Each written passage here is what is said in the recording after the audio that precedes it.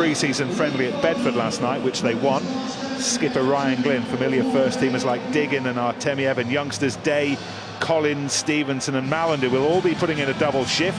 And just in case you're wondering, Harry Mallender is the boss's son. San Francisco, well, it's hard not to focus on just one man. We've been talking about him up to this point. The strategy will be based largely on getting the ball to the tornado that is Carlin Isles, who was here earlier in the year during his debut season on the World Sevens circuit. So Northampton and San Francisco. Northampton in the green on the left, running out at Twickenham again, 10 weeks after heartache.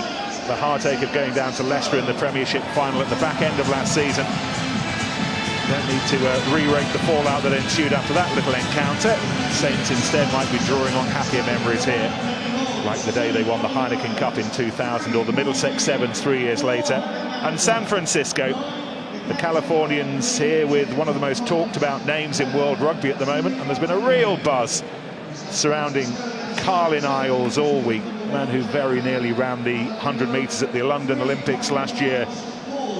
Gets his chance, Ben, to set out his stall on the other side of town. Yeah, absolutely. The paciest man in rugby, has been said. 36th fastest man in the USA at one point, and I think his time would have qualified him for the semi-finals of the World Championship. So if they can get the ball into his hands, difficult man to stop.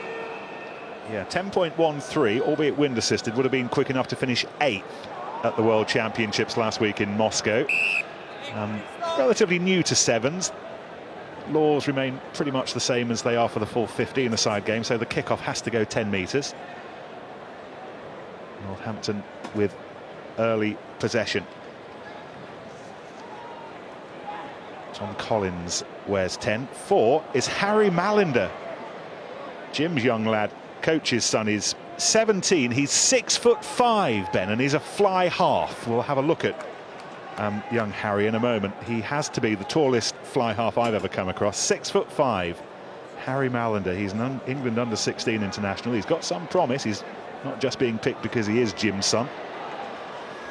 And this is Ryan Glynn, the skipper, on a little burst. Tried to get the ball out as we saw, but there were just too many Californian shirts there.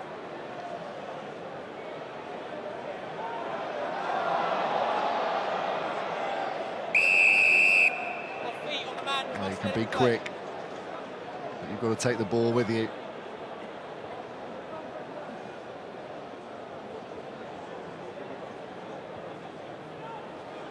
Release! Northampton hosted the Midlands and North regional round of the JP Morgan Sevens at Franklin's Gardens a couple of weeks ago. They failed to qualify for the final, filling amongst the squad that they didn't really do themselves justice at home that evening. A rather grander stage to put that right at Twickenham this afternoon. And there is Mallender. See that he took his mum's blonde hair, fortunately, rather than his dad's lack of. And that was just a smidge forward. Not a popular decision with the fans here at Twickenham, and that's why it certainly started off going backwards. I think the wind just took it, which made the decision slightly difficult for a referee. But I think that was a tough call. Should have been the first score for the men from San Francisco. Yeah, they're a team that's only been around for a little more than a decade. Formed in 2001 when the San Francisco and Golden Gate clubs got together. Being national champions twice in recent years, 2009, 2011. That's who the Saints are up against at the moment. A little bit of seven-specific training in recent weeks. Plus that JP Morgan Sevens outing, so they've found their sevens legs. This is the Russian, Vasily Artemiev, who was playing for his home country back home in Moscow at the World Sevens Cup over the summer. This is Mike Teo, scrum half, who was part of the USA Sevens squad. So many of these teams, the dozen teams here at Twickenham this weekend, have a sprinkling of those who played in the World Cup over the summer. We do have sevens now. And as much as the core skills remain the same, Ben, and remain under the microscope, it's a different game. Oh, it is a very different game. You listen to some of the comments made by the players that have come straight from Super Rugby to play in this tournament, and they all say we're at the peak of our fitness because we've just come out of our biggest tournament, but it's getting that different mindset to play sevens. It's one of these little mini boiled down scrums, 3 aside. Still using the new engagement call, which involves the bind halfway through to steady it up. And this is Tom Collins, as quick as they come. Maybe not as quick as Carlin Isles, and he couldn't quite get the ball away. Top scorer with the second team, the Wanderers, last season. And all the territory has been down in San Francisco's half. They've had most of the possession. That was Northampton's first attack.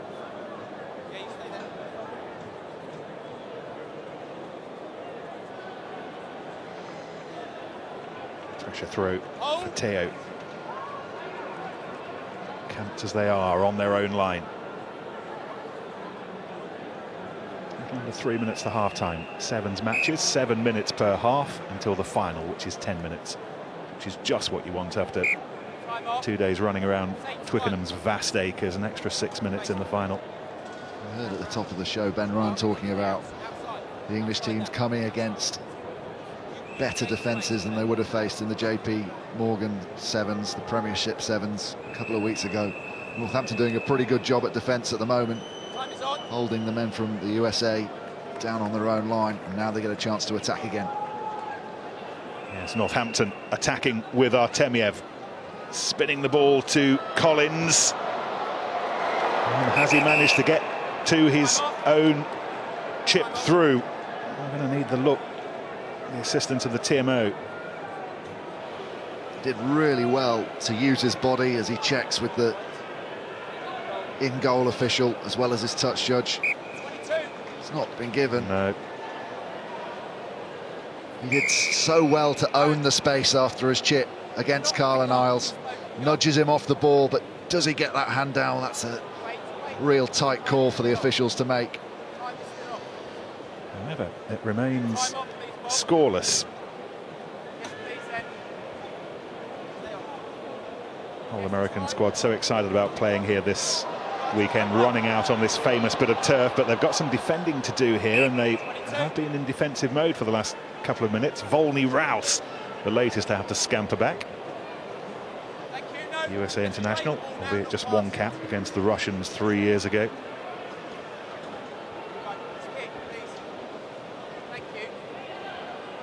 Mike Teo deciding that it's high time San Franciscans spent some time in Northampton's half, and they might well benefit from it.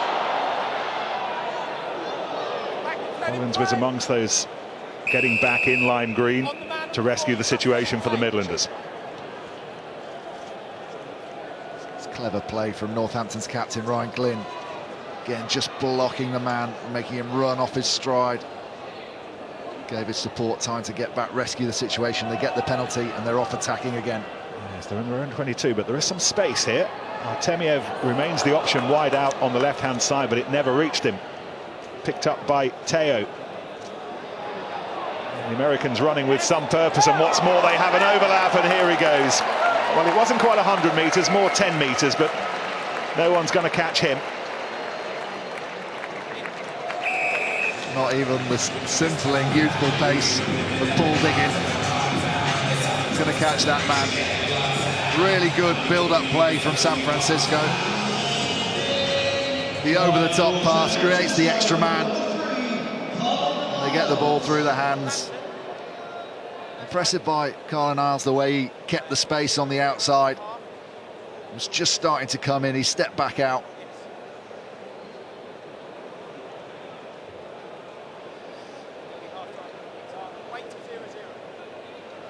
Conversion set up by the fastest man on turf. 10.13. And having been in largely defensive mode for that first 7 minutes, courtesy of the speedster, it is the Californians who lead 7-0 at half-time.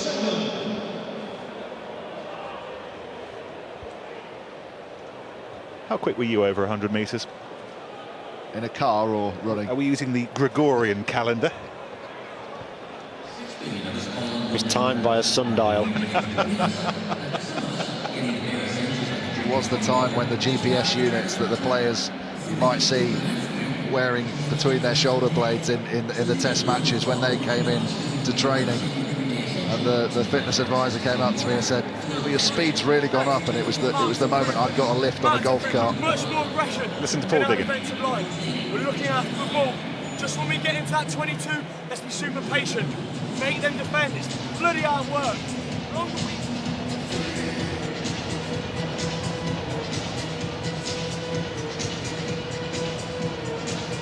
Well, they play well, San Francisco.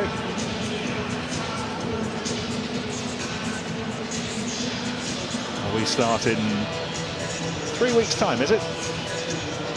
First night up in Newcastle, back at Kingston Park for the return of the Falcons.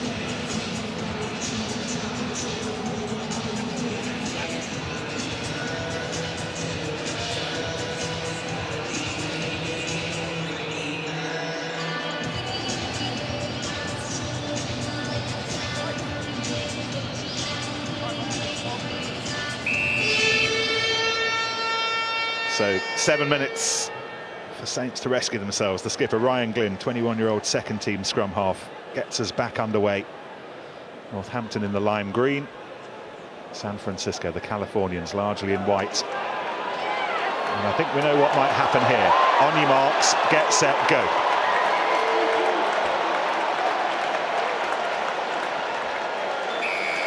He was so close to qualifying for the American Olympic team that would have competed in Stratford across town. It was the decision not to take him by the States that meant that he wanted to turn his attention to this sport. I just don't think that Northampton can afford to have their last defender standing inside the 10-metre line against the 15-metre line against this sort of pace, because if you give him that much space on the outside, he's going to take it against anyone. Apart from yourself, Oz, who's the fastest rugby player you've ever come across? Joe Roth actually was strangely very quick. Tim Horan, very quick. Matt Dawson, no, not Matt Dawson. It's just in different situations. He's got no right really to go around Collins in the channel here, but as Ben said, it just gives him half a yard too much, and it'd be well advised just to force him back in. Wasps' defensive pattern of old: stand outside your man, go towards him, and at least he has to beat you with footwork, and then maybe a covering defender can come across and collect him. He was offered a contract by Toulon not so long ago, but he will have his reasons. He's decided to stay within the USA fold at the moment. Still very much learning the game. He's only been playing for a little over a year. He will develop. He'll develop that rugby now. This is Ollie Lyons, replacement late on for the injured Matt Williams in the Northampton team. But they've lost possession. Seen a couple of uses throughout today of the choke tackle. A couple of Russian teams using it very successfully. They get the turnover, holding the man up. He can't get to ground. There's no ruck. So as the defending side, you get the turnover, you get the put into the scrum. Let's have a listen to this scrum engagement. Bind! Both sides, stand up. Just wait until you say set. It's Matthew Carley, the referee. No one push. Crouch! No one push. Bind! Set! Yes, 9. It's that yes 9. It's the instruction to the scrum half to put the ball in that might create 1 or 2 problems early on once the Aviva Premiership season gets underway. It's being used in the big matches for the first time this weekend. The Rugby Championship starting Australia, New Zealand, South Africa and Argentina, and the Premiership uses it for the first time when we kick off on the Friday night, Ben. I think the other area that's going to be interesting is the directive that the referees must police the crooked feed, and we saw a couple of times in the Australia-New Zealand game this morning that being tested. You won't see it as much today because otherwise the scrums will just become an almighty scrap. I was watching BT's opening match in the top 14 last night, Montpellier against Toulon, and the straight feed was barely policed at all. 1 or 2 teething problems perhaps that need to be straightened out, literally. First right Northampton are working really hard with the ball in hand, but they're finding it so hard to break down the Americans' defence. There's options here for the first time, and this is Tom Collins, and he will go on his own. First time they've really seen any daylight, though, really got behind with the ball in hand, the American defence. Yeah, and you see it comes to Saints' quickest player, Collins. But you saw the real difference between Collins and Isles earlier on. And then still he breaks through. You think he's not going to get there, but he's got another change of gear on someone else. It just shows how quick Isles is. Because we were at Franklin's Gardens, weren't we? We saw Collins make mincemeat of a number of players, scoring a hat-trick in one game. Pace is everything out in the wide channel.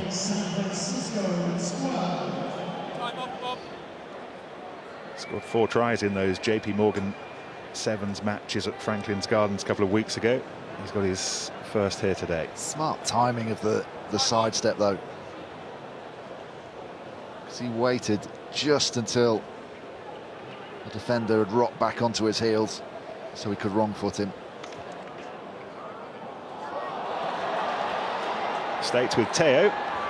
Immediately back on the charge, though, and not for the misdirected pass. They might have scored the try that would have taken them away. Instead, they've got some more defending to do.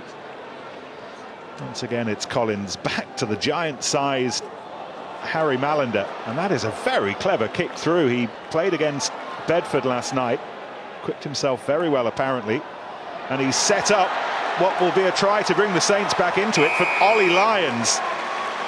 Well, take a bow, Harry Malander, because he made that try, not only with the kick through, but before the kick. Watch this pick up and pass under pressure, takes out 2 defenders. And then as they carry through, you see his vision for the kick through, outside of the right boot, into space. Gives his players running onto the ball, so they collect, and they deliver and score.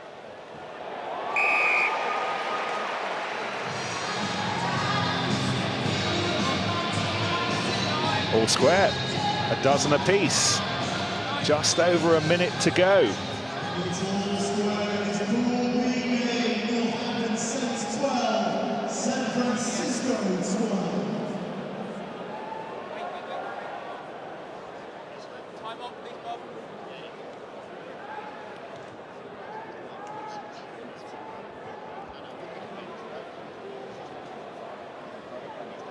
On that occasion, the tackle of Harry Malander was broken.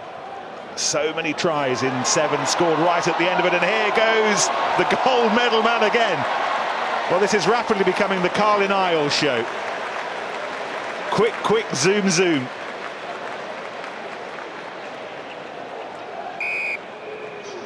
It's not everything pace in rugby union, Austin, but it'll take you a long, long way. Largely out of danger and out of having your face mangled like some of the forwards have. But again, it's generally good play by the rest of his teammates. They buy their time, they get the ball in his hands early, they don't waste it. He's made up 10 yards there in 30 yards. That's how quick he is against Collins again. And he's got a hat-trick. I think what was impressive is he had to check to take the ball. The Northampton cover was running at full tilt, so he went from probably about 3rd gear, and the acceleration was absolutely superb. Look at the Northampton cover, they're all at full tilt, and then he just puts his foot down and blows them all away.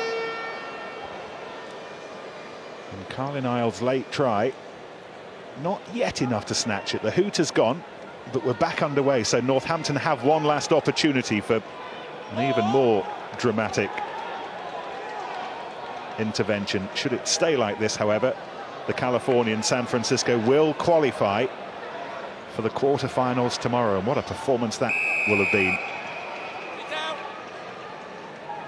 Northampton will go out of the main cup competition, but they'll be back to compete for the shield and the plate tomorrow, the consolation prizes that'll be given out on Sunday afternoon, but they won't be going for the big one. San Francisco on the verge of qualifying as one of the top teams today. However, just one more bit of defensive work to put in, and they're being tested by Artemiev.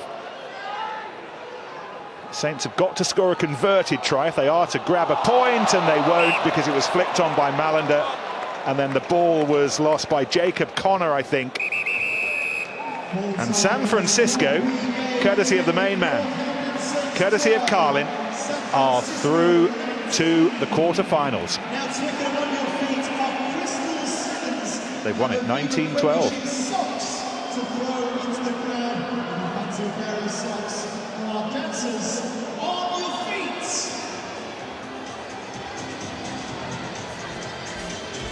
Confirmation, therefore, of what the top of Pool B looks like, and 2 wins out of 2 for the Americans. They beat the Blue Bulls 28-19 at the start of the day, and now they've seen off the Saints by 7.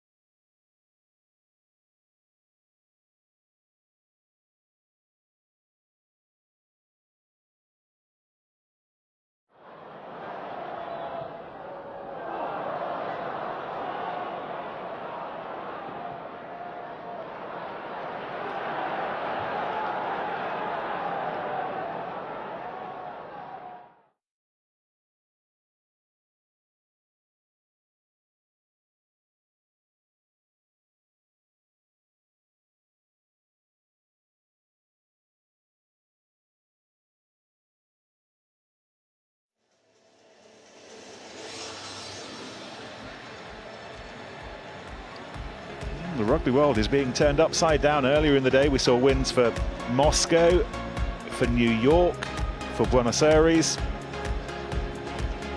Plenty of the clubs from the major nations, the power nations, are being tipped on their heads here. And once again it's Saints upset by San Francisco. Carlin, what a mover.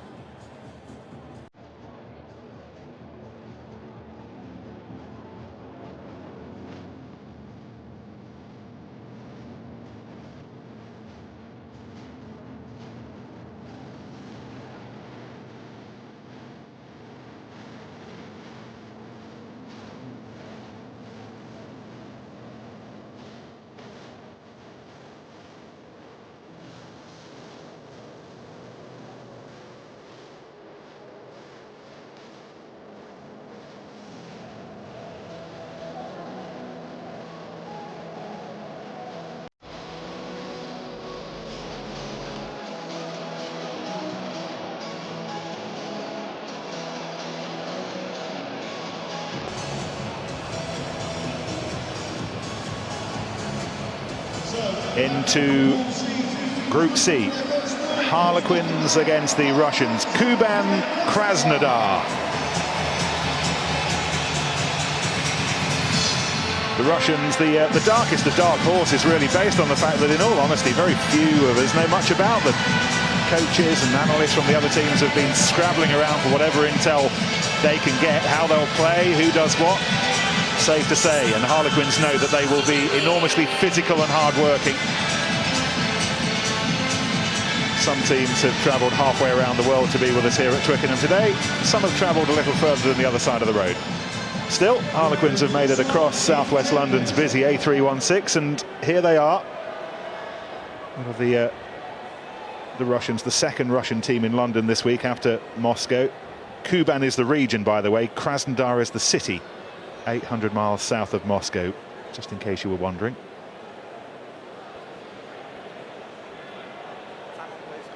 New kids in town when it comes to Russian domestic rugby. They were only formed back in 1996. Made a sizable impression on the domestic league already, however. Harlequins' proud tradition when the game is played on this scale. Won the famous Middlesex Sevens title 14 times down the years. They actually won the first of them when it was played here in 1926. First year of the tournament. Ben played in it that year. Twickenham and Ben. Different places and people. Yes, 9.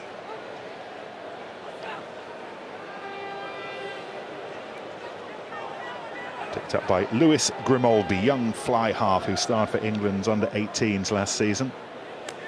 Roll! Harlequins losing the first match, going down to the Brumbies, 24-14. And if anyone put down an early marker first thing this morning, it was the Australians. ACT Brumbies. Mantella brings the ball away. This is Carl Dixon, one of the more experienced players involved in this team today, finding the skipper Dave Ward.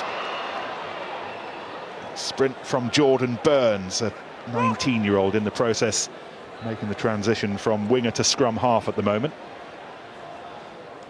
Ward providing the link, and Mantella as well. Dixon, clever ball back inside.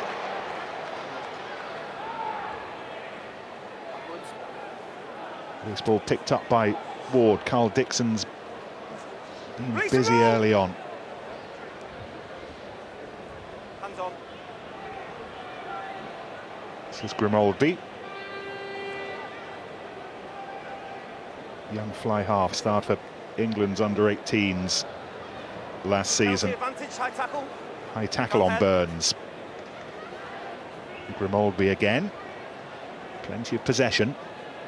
Plenty of disciplined Russian defence, however. And it forces the error.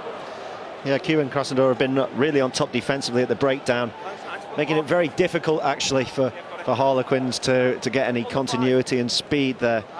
And that's really what's held them out so far, as Ben goes down the list of the players and asks why I haven't mentioned any of their surnames so far. It's been a team game. They've all played well. Dixon has caught the eye for Harlequins. And Grimolby has had plenty of ball time as well. He's got Patrice Agunda up in support. The Kenyan guesting again for the club today. Ripped it up in the World Sevens last season. Ball lost forward. Player advantage, knock on player. It's a really good tackle by Bondarev, actually. Advantage over. 5-metre channel, very difficult to bring someone down that close to the line. Excellent tackle, prevented a try. Bondarev. This is Lazarenko. No relation to Cliff, apparently. We have checked. This is Vladislav Lazarenko, part of Russia's squad that won a gold medal at this summer's University Olympics.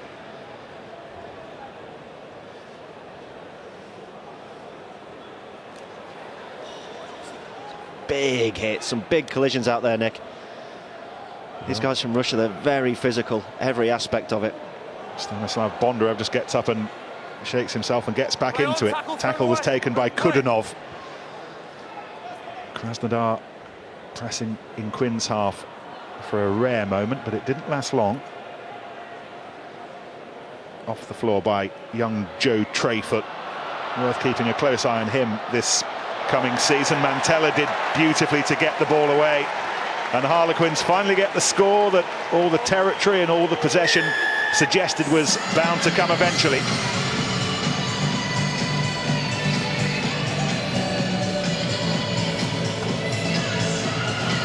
Yeah, just when you thought Mandela was getting away, it's an excellent cover tackle, but the support on the inside. Who's Mandela? I didn't say Mandela, I said Mandela. You said Mandela. I did not. Miles Mandela. I said Mandela. Stop putting words in my mouth. You two set me up as this is the first game to co-com on. I definitely said Mandela as he gets on the outside. Great play from Mandela. No, it's good support play by Quint, and I think you just look at the Russian guys, and they've done so much defending in that first 2 minutes that they really were quite tired. As I am of you both.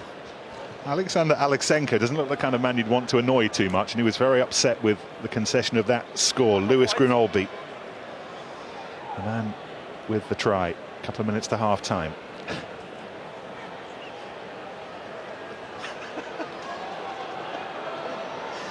Oh dear. That is great speed from Burns. Jordan Burns. It's meant to be able to run 100 metres on grass in 10.8 seconds, which, while not Carlin Isles swift, is swift enough, and he was quick enough there to go around the last defender and score Quinn's second try. Yeah, it's a really good finish, Nick. As he takes the ball, he's only got Kushnarev outside him, and he just does a little sway inside and out. Makes the tackle too far away for Kushnarev to get there.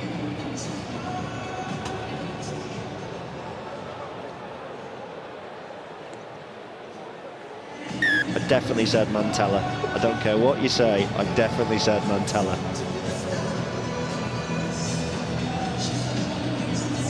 It's a healthy Harlequins lead. Minute to the break.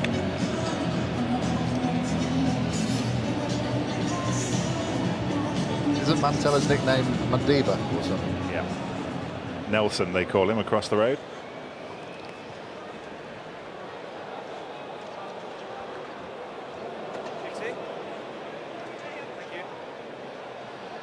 So one last stretch of defence to do for Harlequins before half-time. Russians have not really got going in an offensive sense. Maybe here with Bondarev, played in the World Cup Sevens in Moscow. So many of these players did. This is Korotkov, taken forward by Ivan Kotov. Half a dozen Russian caps for him. He's a winger, plenty of Sevens experience as well. Back to Kudinov. This is Bondarev again, who's been heavily involved. Yuri Kushnarev is the most experienced player in the squad. He's a fly half who's played at World Cups. Over 55 tests, the number 10. Filatov. Back to Filatov, and Filatov will score. Eduard Filatov.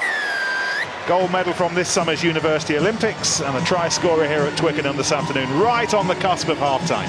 And what a really good, well-worked team try it was. You felt when they got to the outside channel, they got a bit trapped, but then again, good bit of footwork, an offload to the inside with good support, and a fend. There's a try under the posts. Really impressive team try. And the successful conversion makes the half-time score. Put a little bounce in their step. Alexander Alexenko from Krasnodar, the most important city in southern Russia, by the way, not far from the Black Sea coast. It's known for its cold winters, tropically hot summers. It's in the 30s today, 90 degrees Fahrenheit. History that dates back to the Cossacks, and they've got a football team that's quite good. Kuban Krasnodar, ladies and gentlemen. Is this wish you were here, or is this BT Sport, Nick? And I think what we are seeing though, Nick, is the sort of the advent of what's going on in terms of world rugby. You know, the World Cup started a number of years ago, and they've really, the money that's been pumped in by the IRB into the nations that you said aren't the superpowers, we're finally starting to see them come through. We saw it in the last World Cup, Tonga beating France and other big wins for other sides. But I think the Sevens and it being in the Olympics now really will take rugby to the next level globally. Once the USA and Russia really get serious about a sport, everybody else around the world joins in as well. Yeah, it's that Olympics carrot that has really brought countries like Russia in. There's always been an interest in rugby union. They've been bubbling around for 50, 60 years, but the Olympics is what it's all about. You mentioned Carlin Isles deciding not to take an offer to go and play at Toulon and stay in the USA. He probably wants to be an Olympian, and it's a massive draw. I know that in Russia, speaking to Steve Diamond, who's been over there, they're actually now starting to put it into the curriculum in some of the schools, rugby, just because it's now one of the Olympic sports. Yeah, there's a busy programme back home, busy schools programme. Think about countries like China as well. If it ever takes off in China, then goodness knows where the game's going. But the Russians are making steady progress. They're inside the world's top 20, the IRB rankings. It's around the same place as Canada, the USA, that kind of level in the 15-a-sides game. Got a test match against the USA in November, one of the autumn tests. And we talk a lot about the tier 2 nations, the second division of which Russia are one of them, and what the IRB are doing. I think there are 20 tests in the autumn involving tier 2 nations, as Krasnodar through Korotkov try and get the try that would get them right back in this game, and looks as if they're going to get it through Filatov. And he scores his second, and the money that's being invested in the sport back home is being well represented here in London today by Kuban Krasnodar. Yeah, it's always the most dangerous place to be broken. You get broken through the middle, as a sweeper, you're in real danger. You've just got to try and slow them down and wait for your support to get there. A few Quins players get back, but not enough, and it's a really good change of direction by Filatov in the end that takes him closer to the post, and a well-deserved, again, team try. Russians who were rather hammered by Auckland in their opening match, 33-5. Goodness me, Auckland looked good first thing this morning. Harlequins losing to the Brumbies. So if Quins lose this one, and their hopes of winning the competition at close of play tomorrow evening are over. Krasnodar would give themselves an opportunity, however, conversion miss. So with a little over 2 minutes to go, the Londoners still lead by 2. Yeah, we're just seeing it again. It's really good defensive work back from Quins, from Agunda. A few of the Quins could have got back a lot quicker. St Dixon stood up the attack, bought his side some time, but the rest of them didn't get there to make the tackles. What's impressive is their ability to get numbers in support, and the timing of the pass isn't always spot on, but the number of options the man with the ball has got is really impressive for the Kuban Krasnodarians. Kushnarev, most experienced player in the squad, the fly half, the ringmaster. Once again, Filatov, whose 2 tries suddenly made a real contest of this. Back to Kushnarev, sensing that the space over there. Kudinov took the big hit. It was Treyfoot delivering it. And gets back rather gingerly to his feet, and the ball was knocked on. Frustration for Carl Dixon. Will be set for another season wrestling for the number 9 shirt with Danny Kerr in the new Aviva Premiership season. Yeah, I think he's got a bit of right to be a bit aggrieved in this last passage of play. As the tackles come in, he gets his hand in there, there's no knock on there. It's a tough one, that. It's not deliberate, it's almost off his shoulder, isn't it? So you can see why he's somewhat unpleased. Displeased? Actually, unpleased is a word as well, a name. Only 3 hours to go. It's going well, boys. It's going really well. No one would have noticed. It's as smooth as silk so far. Into the final 4 minutes. Yes, 9. Advantage.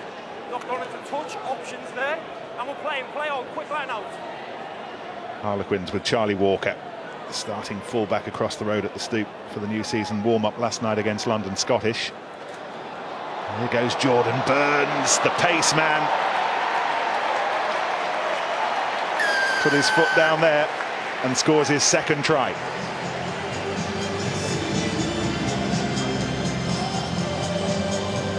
Looking a little bit tired after his second long run in. It's midfield of Walker that pulls in 2 defenders around him and then just gives an extra 5 or 6 yards, but it's sheer pace that gets around the outside of Burns.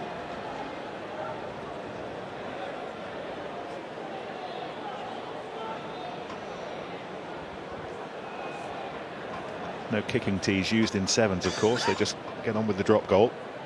Charlie Walker handed the responsibility. Trying to remember the team that is playing this weekend, but they have a prop who kicks the goals, which is something I'm looking forward to. And he kicks them in 15-a-side games as well. He's the designated kicker. I think it'd be quite interesting in 15s, actually, if they got rid of the kicking tees and you had to drop goals after the tries or from penalties. Might speed it up a little bit. That minute, cut it to 30 seconds. Just a thought. Penalties harder as well, less accurate. I encourage teams to commit more penalties. All right, Nick. Yeah, no, you are right. As well as being dull. Rock! It's a good game, this, and Harlequins are looking to close it out here. And they are through Miles Mantella. He's playing for London Scottish these days in the full-size game, but plenty remember his exploits in Quinn's 7 shirts. And there's another little memory for Miles Mantella. Yeah, good try from Mantella, but it's actually the counter-rucking from Quinn's that turned it over. Bondarev goes to ground. There's actually a reasonable setup, but then they just step through. Dixon there puts the power on and stays low. Look how that clears the ball out. Harlequins have their 4th try of the match. Brought into the side, by the way, when poor old Ross Chisholm hurt his knee in that opening regional night at Allianz Park up in North London at Saracens. Hearing recently that Ross Chisholm's going to be out for the season. He's having such a dreadful time with injuries. Yeah, really sad, actually. I saw his dad at the Gloucester Sevens, and he was saying how he was really looking forward to him having a run of a season at the fullback, see where he could get to, or maybe on the wing. A lot of potential. It's almost 2 full seasons he'll end up missing with the injuries that he's had recently. Harlequins have brought Paul Saki in as injury cover, haven't they? They have. He was playing last night against London Scottish.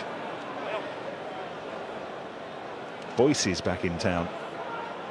Sadly, Boyce's retired, so we won't get the old team back together, but half of the used car duo are at it again in London.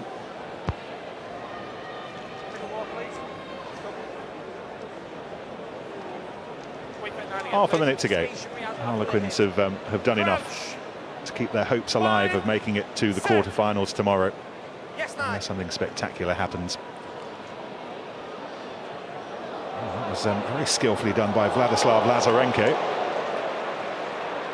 What a tackle by Agunda. They're both down. A massive collision. Both still injured, as we can see, and Krasnodar are going to score through Nikolai Chirilia. He's a Moldovan international, the scrum half. Time is up. Now, are we going to have time for the restart? It's Lazarenko with the chip, but then what? It's a great piece of skill by him, but a massive collision where both players are at full tilt and hit each other. The ball's then just easily worked out to the wide channel. When Neprivoda goes over. He's up. I hope they're both okay, because that was a massive, massive collision. Yeah, that was the final act of the match. So Harlequins have won. They've gone through to a final game against Auckland to try and keep their hopes alive of reaching the quarterfinals. But major concern at the moment is clearly for poor old Patrice Agunda. Let's have another look at the coming together of him and Lazarenko. Austin, it was Lazarenko's chip forward, and neither of them have their eyes on the ball really, and oh dear. Brave from the Kenyan. Yeah, well, strange, you wouldn't have thought Agunda would come off worse in that situation. He's hit him in the rib cage.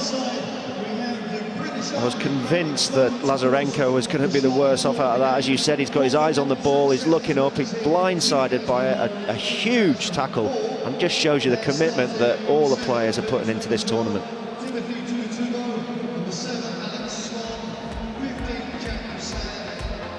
So an important win for Harlequins, their first of the day, having lost the first. Both they and Krasnodar putting on an entertaining game, but it is Harlequins who win. They still with hopes of reaching tomorrow's quarterfinals, but Auckland and the Brumbies do look the quality acts in this pool.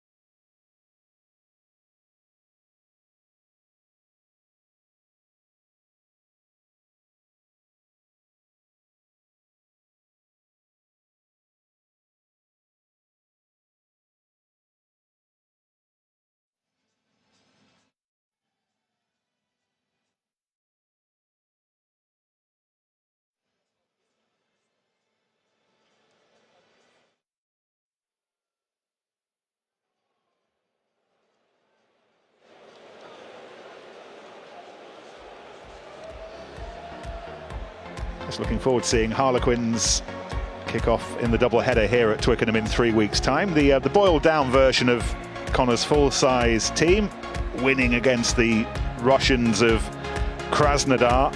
It's a thoroughly entertaining game.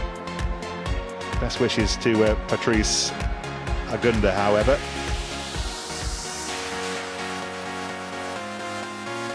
Not sure we'll see any more of him today. Hopefully for tomorrow, however, he'll be back on his feet. Next up, a big game. A Southern Hemisphere clash between Auckland and the ACT Brumbies.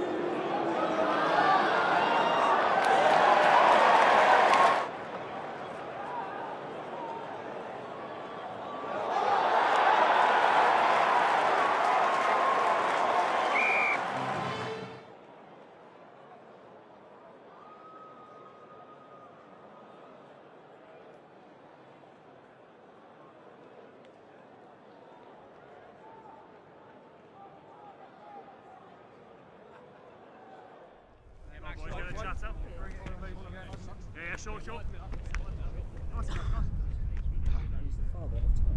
Level, finish it off.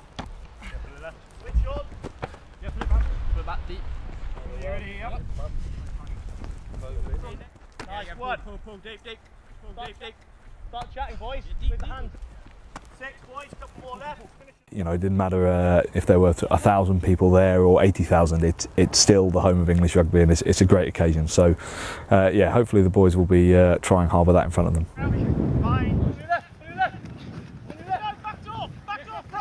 Standard's been a lot higher than we thought it was going to be. When we had the matches out there were some boys that really shone that perhaps at the beginning of the day we had no idea that they were going to. Yeah, brilliant. I've made the squad. Really happy, really looking forward to it already, to be honest. Can't wait. It's taken 26 years for me to finally get there, but very much looking forward to it this weekend. Can't explain, just numb a little bit actually. Can't really explain how I feel. I'm sure this evening I won't be able to sleep, but yeah. Looking forward to it. The boys have been throwing a bit of banter around, so already a good environment to be good next week. Looking forward to it.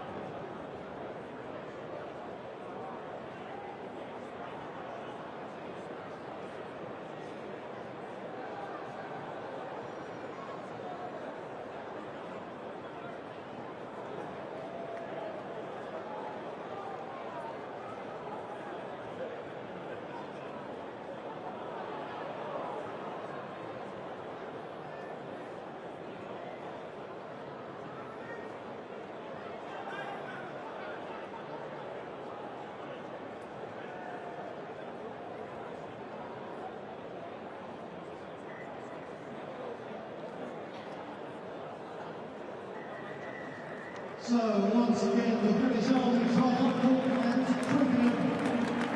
The score 45, your appreciation papers for both teams, British Army and the Gilbert Barbarians.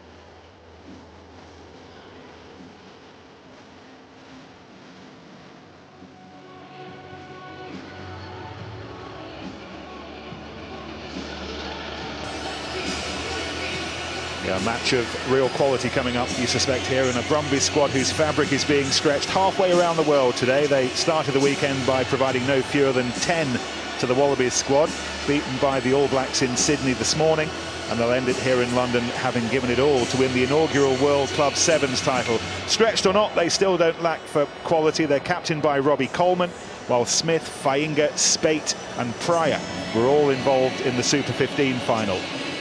Standout name on this Auckland team sheet is their skipper. Arini Ai is a genuine cast iron sevens legend who was doing his stuff in New Zealand as long ago as 1999. A few years later he was voted World Player of the Year, and while he's the senior statesman, Rocky Khan, Tutu Tairia are just at the start of their international sevens careers. If you're wondering what sevens at its very best looks like, at the end of this one, Ben, I think we'll have a pretty good idea. Two very, very well-organised sevens teams. Yeah, big names in the world of rugby at the 15-a-side game. And they can attract some of the best players. There's a good mix, as you said, of experience in that Auckland team and some youth that's coming through that could become big names in their own right.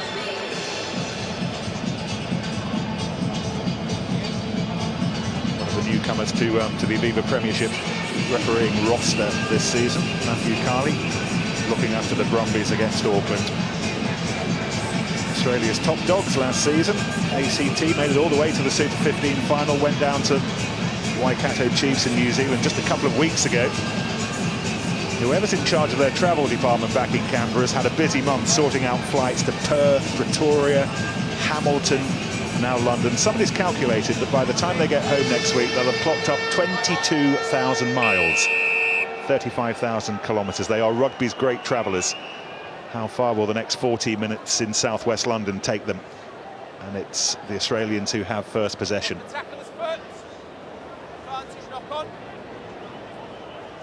This will be the game that they pinpointed early on. They're taking it seriously, the Brumbies, making all the right noises about how much they want to win this. It's not just a end-of-season holiday. Now, they beat Krasnodar 33-5 right at the start of the day. Auckland, the Brumbies seeing off Harlequins 24-14. And this is Spate, one of the stars of the team, who's set up the opening try. Matt Hawke, the man with the touchdown. But it was all about the pace and the awareness of the winger Henry Spate.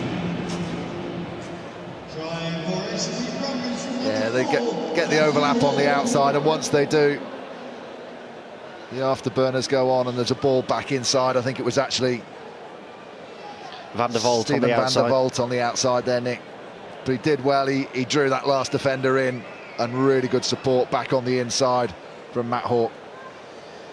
Yes, it was Stephen Van der Vault with the pace down that far right-hand side. Team that scored the try in sevens get to kick off, get to restart. Knock on into touch, option, scrum or line. Scrum, captain. Scrum or line. Scrum. Just listen, please. Auckland, club that's been synonymous with all that's good about New Zealand rugby down the years. So much success, so many famous faces.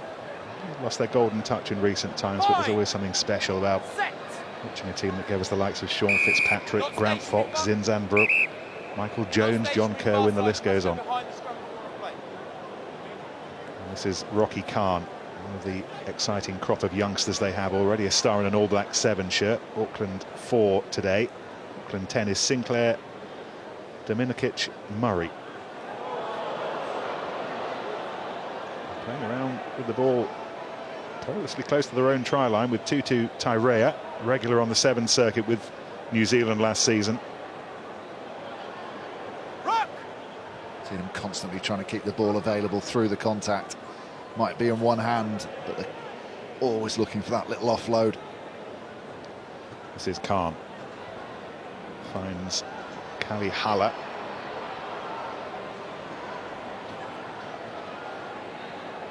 Back to Halla. No, just a tackle.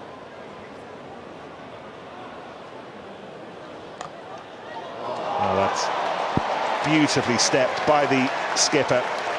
Arini Ai.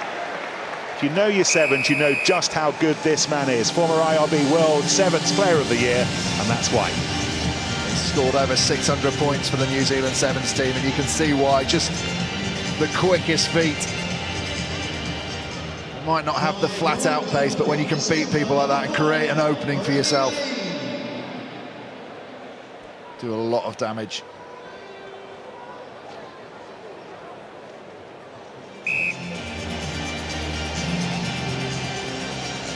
See the effect as well, instantly back to his players talking about the alignment, but there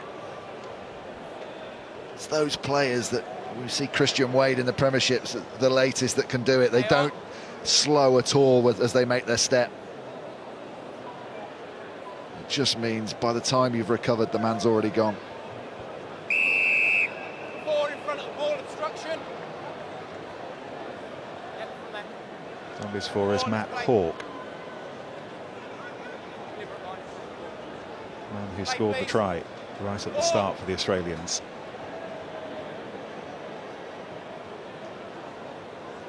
Taking a while to set this up.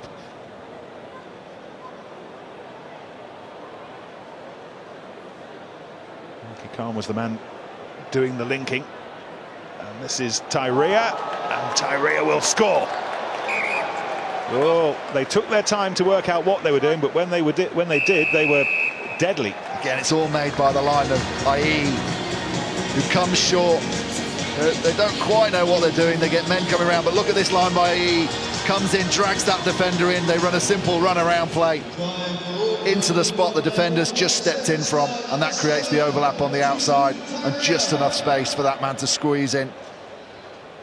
It's a really nice hitch kick in the wide channel, wasn't it? As he collected the ball, there was no route to the line. But just pushing himself onto that back foot, offsetting the defender slightly, and Tyree winning at the corner. David Campese invent the hitch kick, would you say? Thought you did.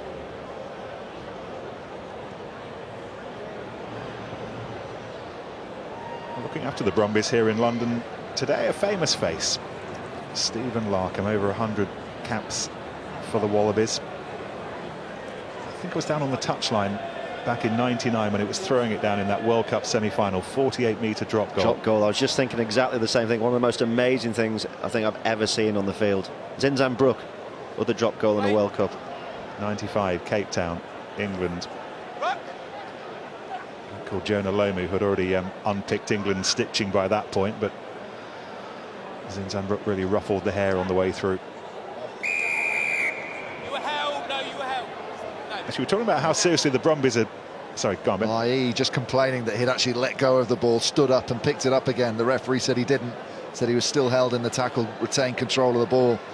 I think he might have a point.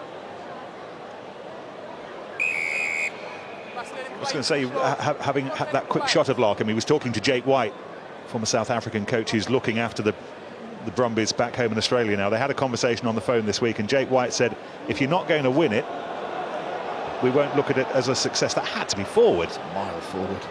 I can't believe we're still A, playing, and B, going to allow that try, but we are.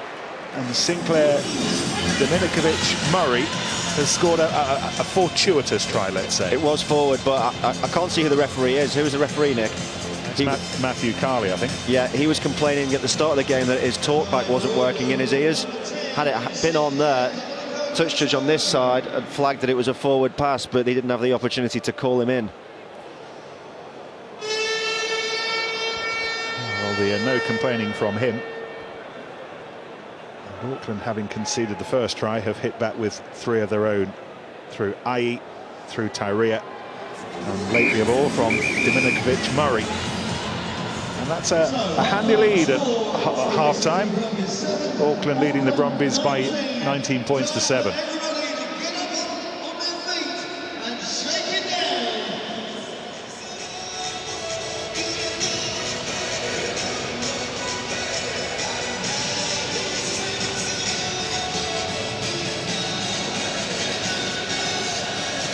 Auckland coaches, Waisaki Satutu, by the way, won a dozen caps in Fiji's back line. Last of those in that World Cup in '99 against England.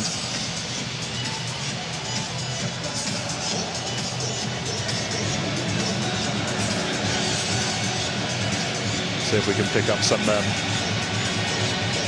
Australian words of wisdom. Okay, just a couple of points into that. We're not aggressive enough when we're both in this place.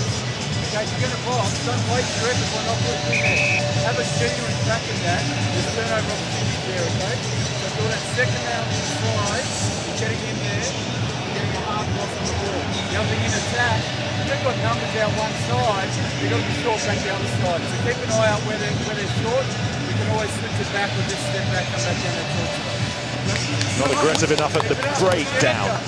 Just, for me, that just shows, I mean, the Brumbies have probably led the way in changing the sport with the way they analyse things and the way they create opportunities for themselves.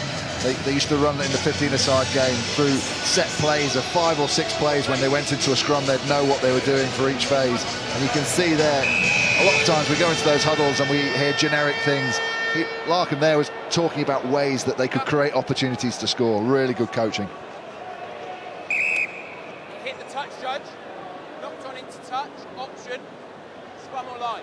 It's interesting as well, Austin, to hear Stephen Larkham talking about the second man in at the breakdown, and so often when it comes to winning back the ball, he's the key to it.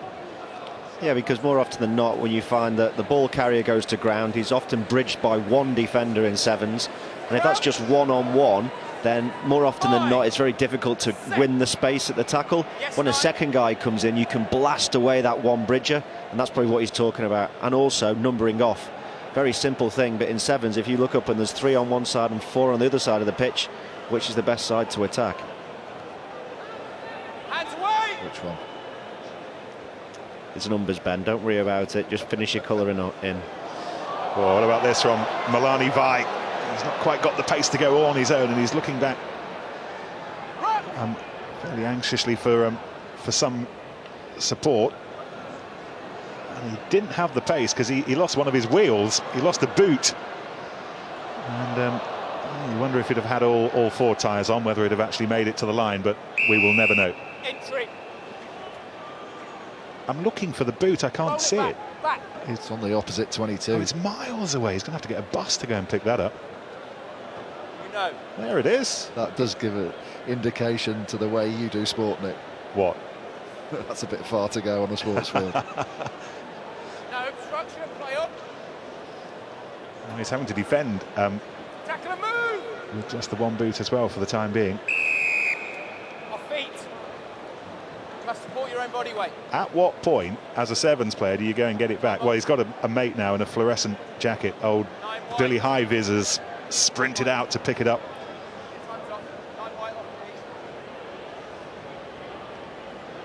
And Milani Vai is now getting a full retread.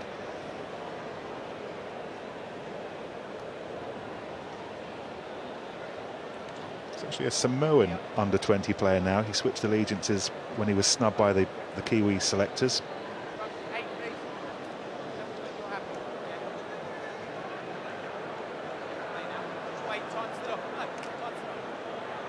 Time on.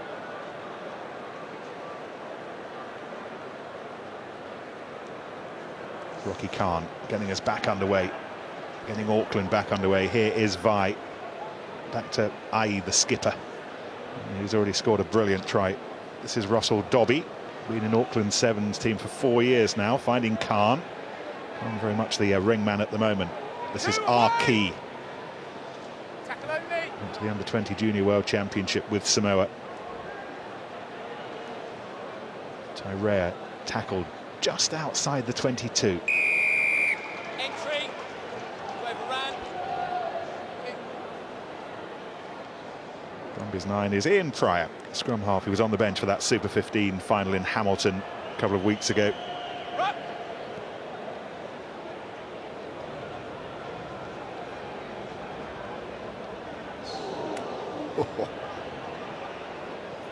Fight was the one offering some New Zealand muscle, and I think it's Etienne Oosthuizen, South African, who's come to the Brumbies this year, who felt the full force of that Milani Vai hit, and he's completely out of it at the moment. So the Brumbies were having to operate with 6 players, and it's going to cost them. And while Oosthuizen was recovering his senses. Auckland score what you would imagine now will be the try that finishes it off.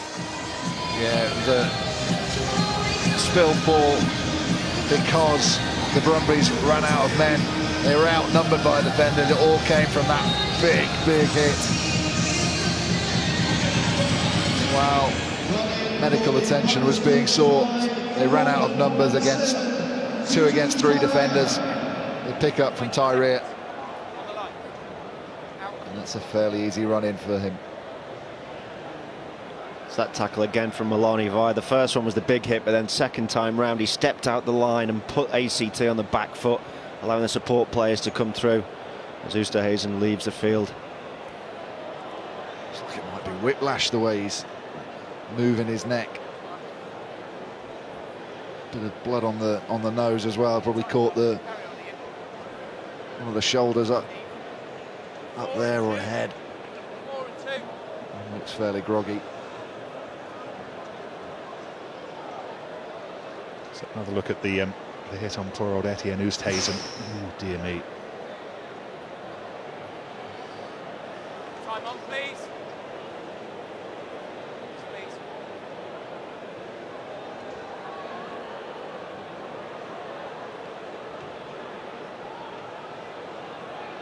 We start taken in by Jordan Smiler, who has the distinction of having played for both the New Zealand and the Australian Sevens teams. Started with the Kiwis, now with the Wallabies, playing today for the Brumbies. Well, the Blues' defence really impressive. Just got to be careful they don't overcommit at the breakdown. Leave space on the outside like this.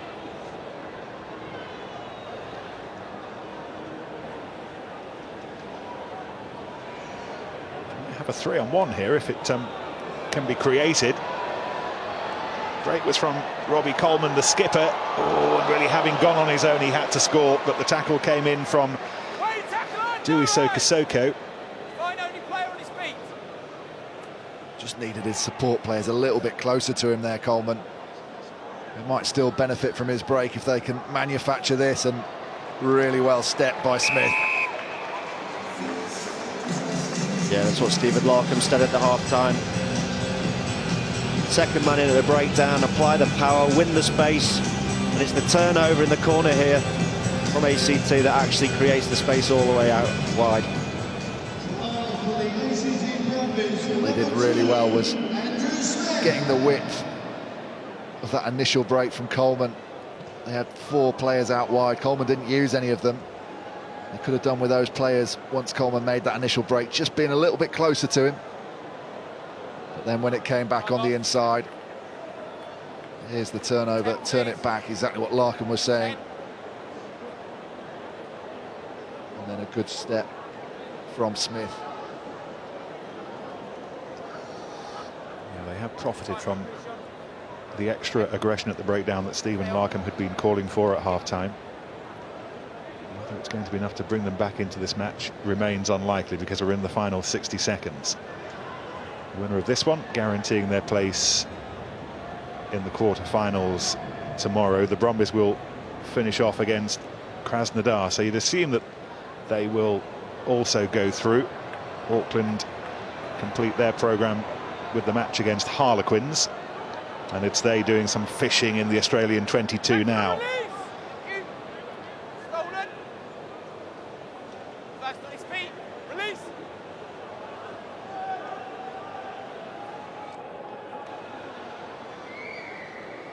This is Vui. Only player up. No hands. Time's up. And Auckland are going to secure the win that will secure their place in the quarter-finals.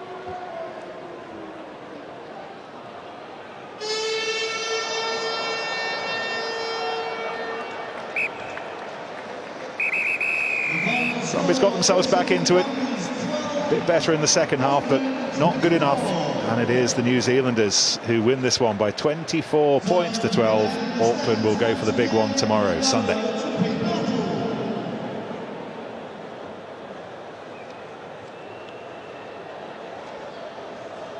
Simon, I'm over here with his captain, Dan, who's standing with his right. Confirmation of the mathematics at the top of Pool C. Auckland's final match, which is a dead rubber for them now against Harlequins, very much not a dead rubber for the Londoners. The Brumbies play Krasnodar. Still to make them the favourites with their final match to come against the Russians, but it's Auckland who win this one.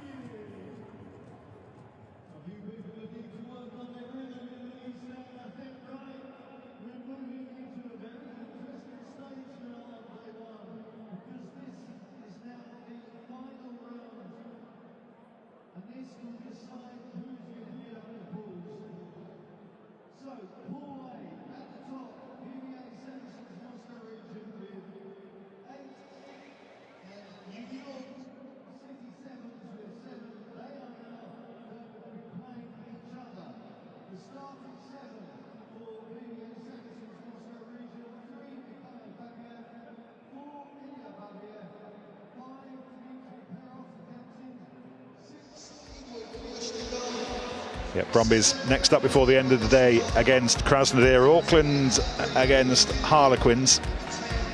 It surprised me if these two were contesting the final this time tomorrow, Sunday evening. One thing's for sure, the New Zealanders are definitely into the last 8, into the quarterfinals. The Brumbies still with a little bit of work to do.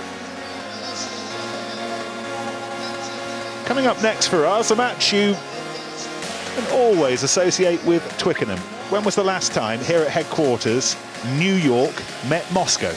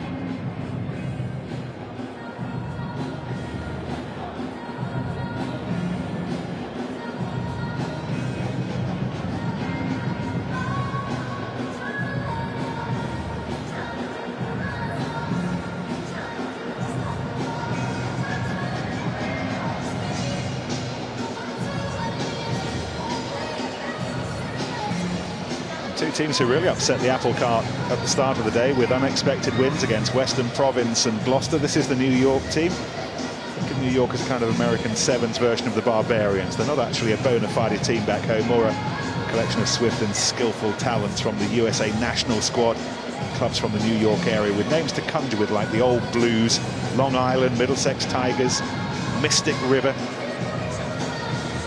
Saracens Moscow. The chapter on Russians playing here isn't the thickest in the official history of Twickenham, so what a moment for so many of these players who've made the trip west not so long ago. Vasily Artemiev would have been part of the squad. As it is, he's playing for Northampton today. Wonder how many of these might attract the attention of bigger clubs today. Some decent players, by the way, in that Moscow team. Korshinov, Babayev, Klitschnikov are all experienced internationals. The New Yorkers, led by the skipper Nate Augsburger, played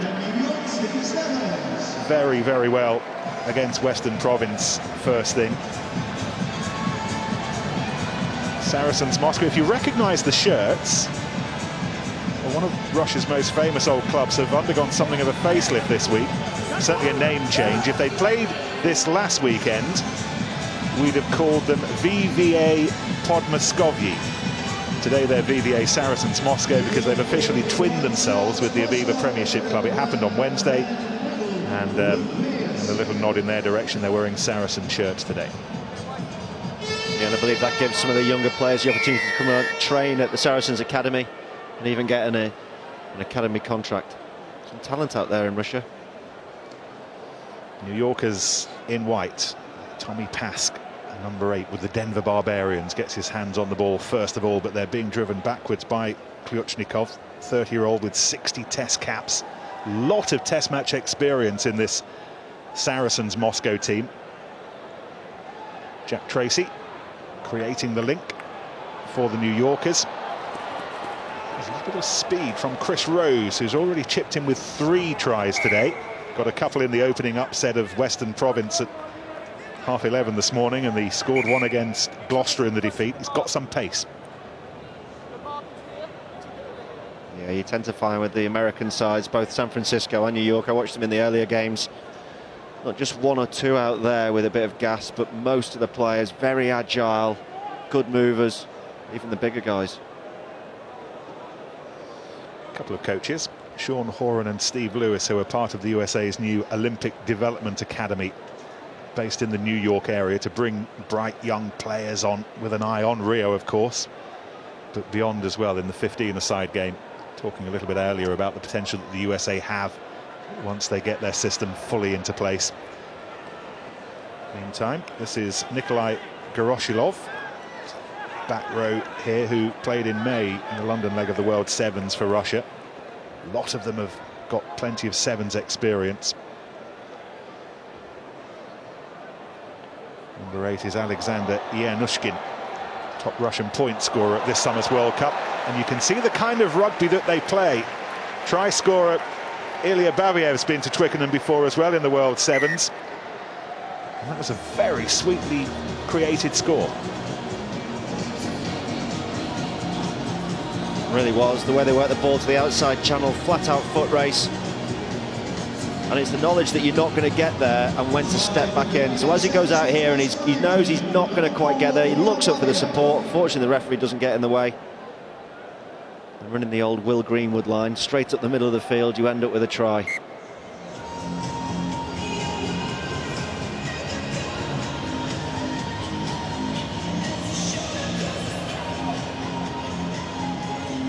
It's Babayov up in support. Another who played for Russia at the World Cup back home in Moscow in June. Andrei Sorokin looking after the Muscovites today. It's well taken by Alosio Yamo, Fijian, who's played for the British Army in these parts, but turning out for New York today.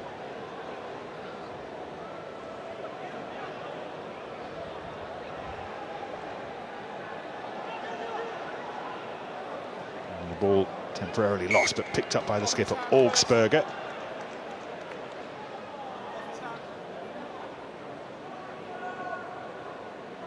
The USA international, much will hinge on his experience between now and tomorrow evening. team that had a touch of American East Coast razzmatazz to proceedings today. They're a team that have an awfully long history of truth be told. Talented young group cobbled together purely for this weekend, so first time they've played together. Fine. Set. Steady, red. Yes, 9. So the scrum halves waiting to feed the ball in. It's something we're going to have to get used to this season. I'll get Austin's thoughts on that as a former scrum half in a moment, but let's just see what Nikolai Zaborshin can do down that far left-hand side.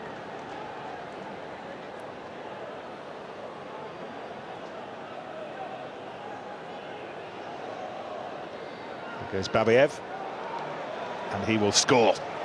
Oh, he's one of the more experienced players in the squad, nearing 50 test match caps, played in World Cups, and he took his chance well.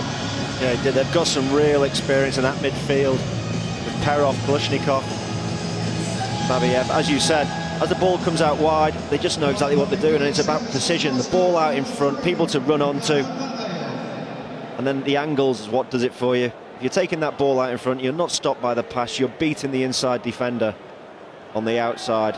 And more often than not, the ground just gets eaten up and you end up with a try. I like the look of Dmitry Perov. I think he looks like a guy that's controlling proceedings really well for them. Yes, he's the captain, Perov. Skittered Russia to bowl success at the World Cup Sevens back in Moscow, one of the consolation prizes as we have a look at Mikhail Babiev. 2 Babievs have scored now, Mikhail and Ilya.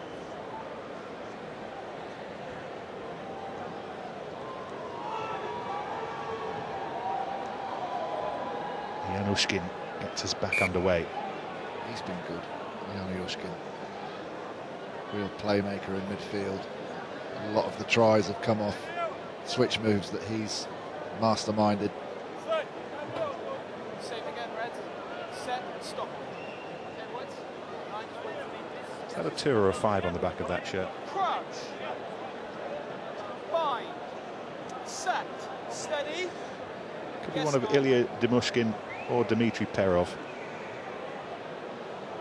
I'll leave that one to Austin. It's Dmitry Perov.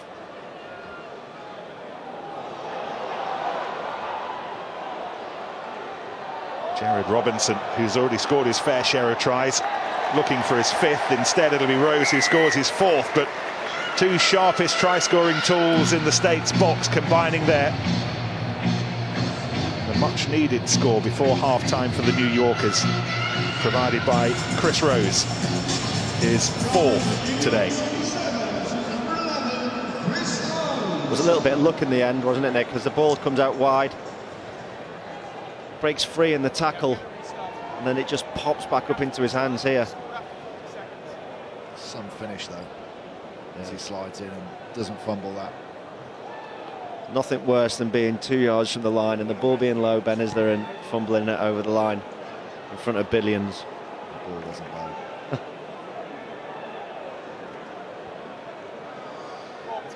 It's a good kick actually on the outside. He's going into touch, and as you said, Rose comes through. It's good skill that, Nick. Very difficult to get down. Dislocates his finger in the process. He's just had it put back in by the physio.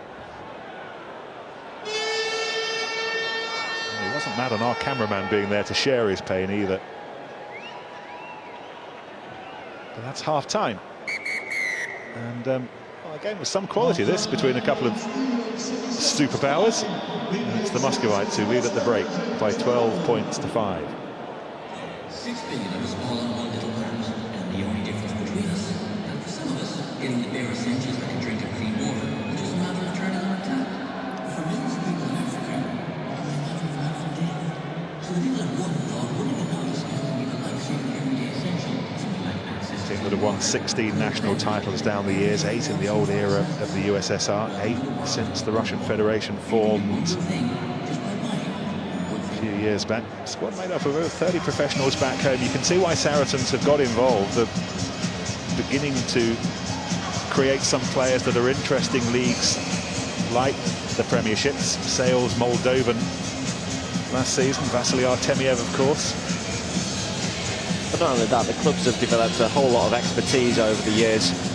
that they can share with these nations. So if you're out in Abu Dhabi or you're in Buenos Aires or you're in Moscow and you're playing for Saracens or Quins or whoever it is, that arm, or whether you're involved with Leicester Tigers in China, it just makes for better teams.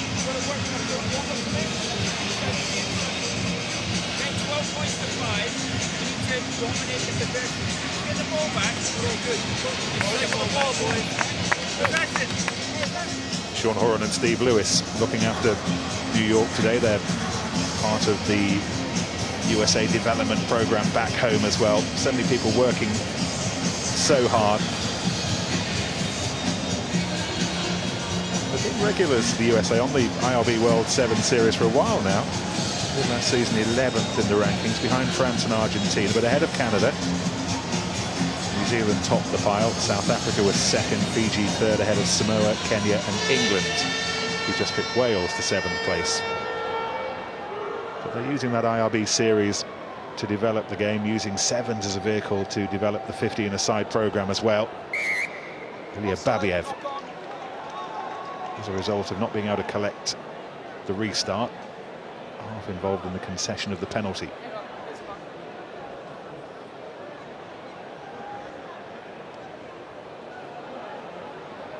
This is Jared Robinson, who played for Bournemouth in National 2 South last season.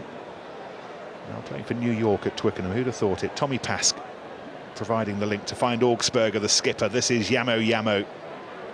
Did a tour of Iraq with the Queen's Royal Lancers not so long ago. Played in the same army team as Gloucester's Apo Satala, who's here with us at Twickenham today. Jack Tracy finds Robinson. He's got Derek Lipscomb outside him. Used to be a linebacker in college football. That's the kind of resource you can see USA Rugby really starting to dig into. Yeah, particularly now it's an Olympic sport. We talked before about the Olympians and the sprint stars, but there's such a fallout of players that are good college players but don't make it to the NFL. If they could just tap into that market with the global appeal of the Olympics, who knows where the USA Rugby could go. But we have been saying that for so long, haven't we?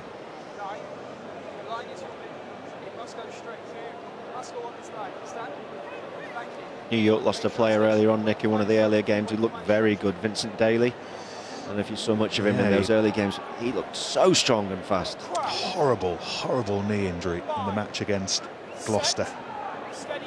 So they're having to work at the moment with just 11 available players. Brought away by Perov. Scored 2 tries in this tournament so far.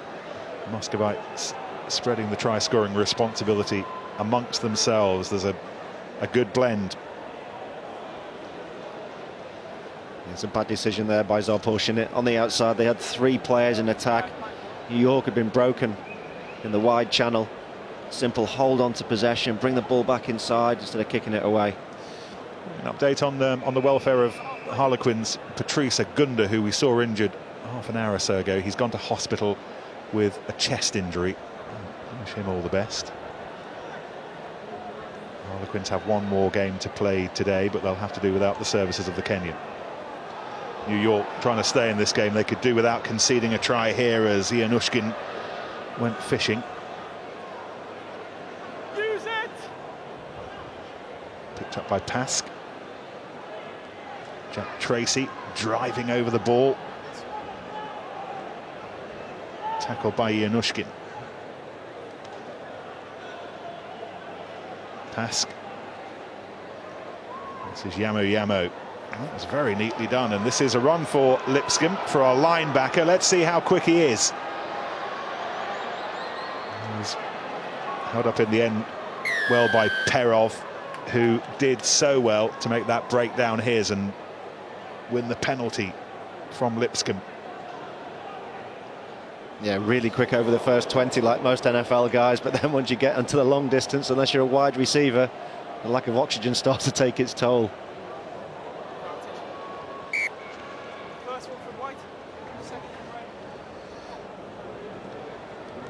Saracens, to say, sporting the jersey of the club that they've joined forces with this week. They're going into partnership together.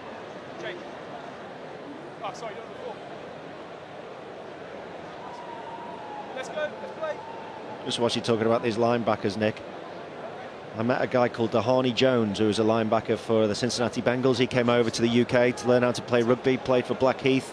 It was a bit of a TV thing, but it amazed me how powerful he was. And he could smash people in the tackle for about 3 minutes, and then that was the end of his game. He literally couldn't breathe, and they're just different animals. And once they convert that anaerobic strength to aerobic strength, they really will be a huge force in rugby. Well, the point's well made by Ben, isn't it, that all of those thousands and thousands of fabulous athletes who don't make it to the NFL, to the AFL, to the top leagues, who are then looking for a job, and if rugby can begin to establish itself, they've got physiques ready-made for this game. So have the Russians, as Goroshilov comes in, back rower, with the big hit. A couple of minutes to go. Here goes Yamo.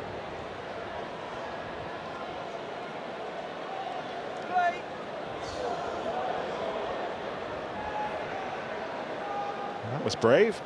Saracens Moscow come away with it, however. Zaporzhin, number 10.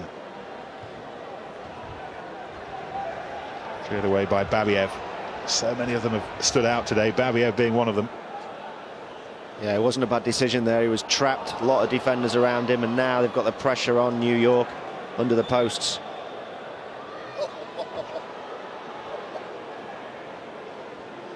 This is Mikhail Babiev, one of the try scorers. Goroshilov going in. It's not a thing of beauty, this, is it? Let's be fair. They're out on their feet. What do we think about this little joining up of the two clubs?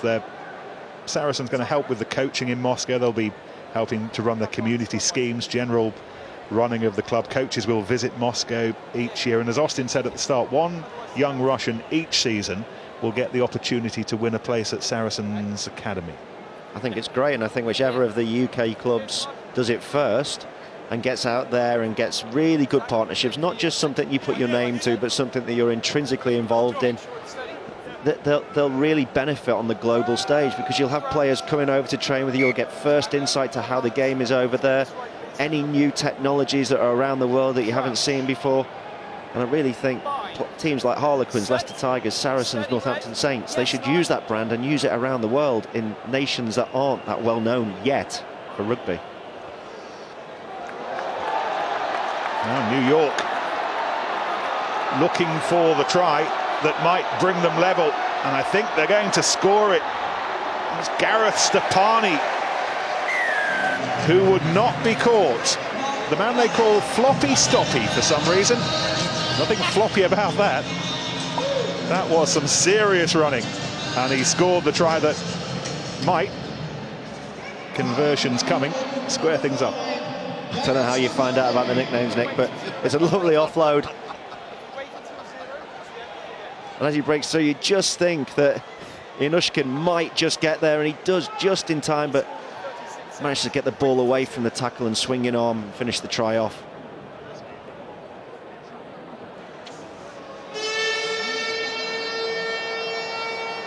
Final act of the match is the conversion to draw us level, a dozen points apiece, and that's bad news for Gloucester. Good news for these two, however, because it means that both New York and Saracens Moscow will qualify for tomorrow's quarterfinals. Yeah, I don't think that Gloucester will have any axe to grind in saying that it was a setup by the two sides. They both qualified, but what a fascinating game. Both sides gave it everything. With a minute to go, they were out on their feet, and as you saw, one breakaway, that's all you need in sevens, can turn a match on its head. What we also saw for pretty much the first time today was the effects of playing sevens all day. They were two very, very tired teams, but they've done just enough to guarantee themselves a place in the quarterfinals tomorrow.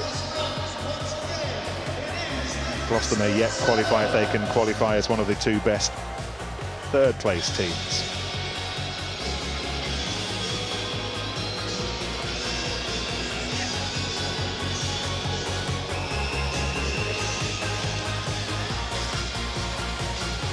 It's a hard-working game. Looks as if the Muscovites were going to run away with it, particularly when the Babievs conspired. However, that late score from Chris Rose rescuing things for the New Yorkers. Up next, San Francisco against Buenos Aires.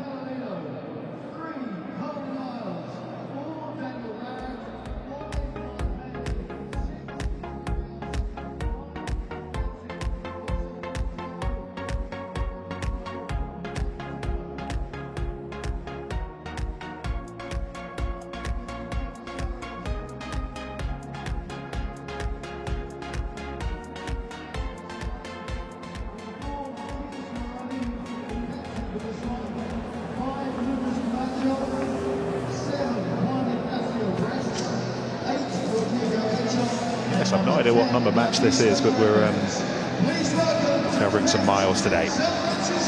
Here's some more that will be provided by San Francisco and Buenos Aires. San Francisco, who've already qualified for tomorrow's quarterfinals, they'll be sure of their place in the top 8. Buenos Aires, who need a point to join them. Californians who've already seen off the Blue Balls and Northampton. Buenos Aires comfortably beating Northampton 30-0 right at the start of the day, and then you might have seen the 7-all draw against the Balls. That's the South Americans starting lineup.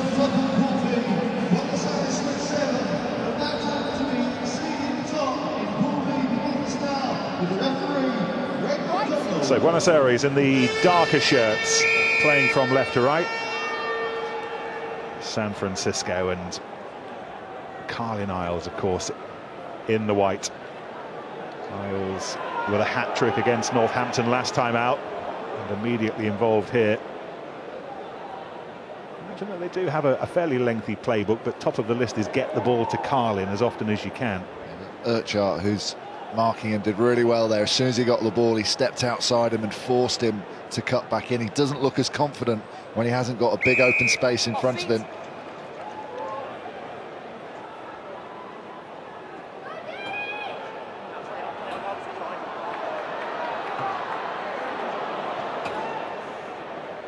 Buenos Aires are having to defend with 6 players at the moment. One of their number is down injured, still inside the American half. Turned it over well. Chart's back on his feet now.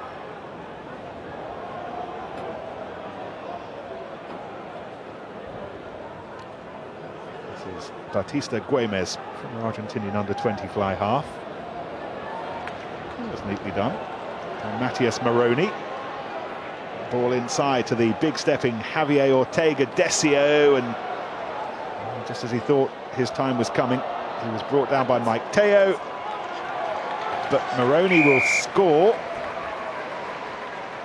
Camacho's down on the floor, but the try goes to Matias Moroni.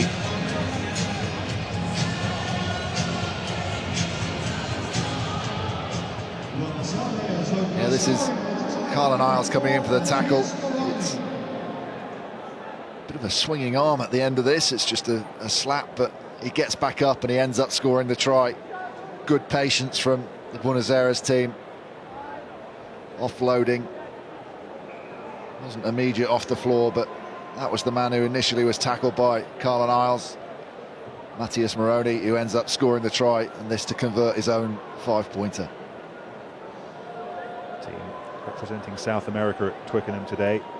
They're flying the flag for one of the sports hotbeds back home, Buenos Aires. Team made up of players from some of the country's most famous clubs: Hindu, Newman, San Isidro. One of the most famous former players as well, Santiago Gomez Cora, fullback, Sevens legend, record 230 tries during his time on the pitch, and he's now guiding the Pumas 7 stars.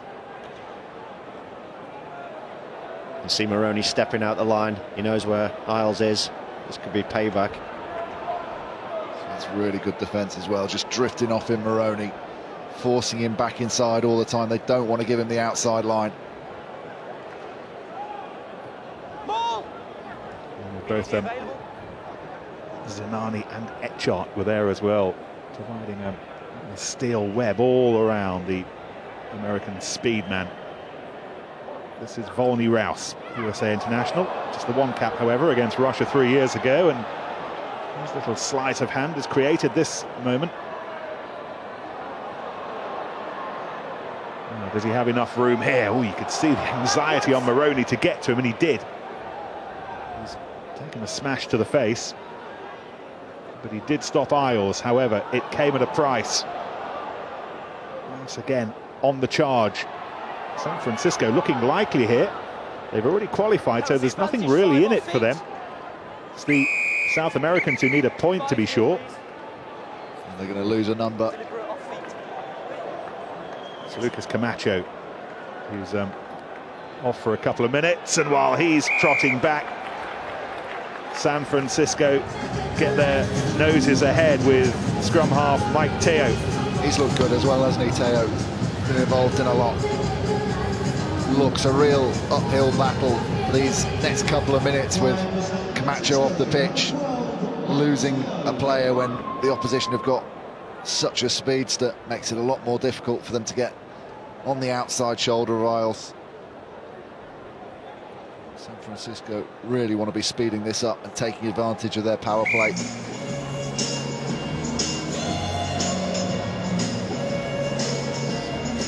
There was the yellow card for Camacho, just diving in while he was feeling sorry for himself. Mike Teo made them pay to the full extent. I was watching that Moroni actually whilst all this was going on, and I watched him some of the earlier games. He's a feisty character, and he just went over to Isles and suggested that the rest of the game might be a little bit more physical for him.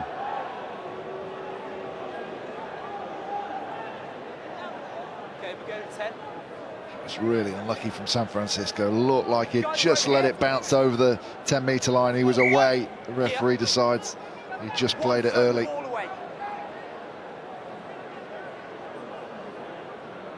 He's a regular player in the Argentinian Sevens team. I know that he doesn't want to get too involved in the individual battles because he's got work to do elsewhere, but he's doing his best in the meantime to make his presence felt The Americans so far have struggled to get Isles involved to the extent that he was against Northampton when he scored that hat-trick that saw them home against the Saints.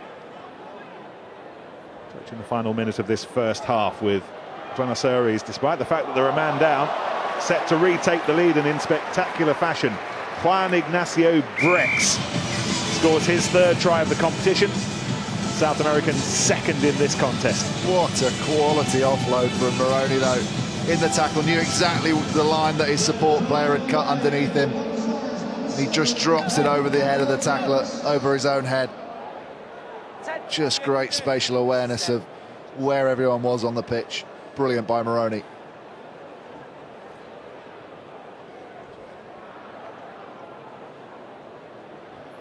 Version from Güemes.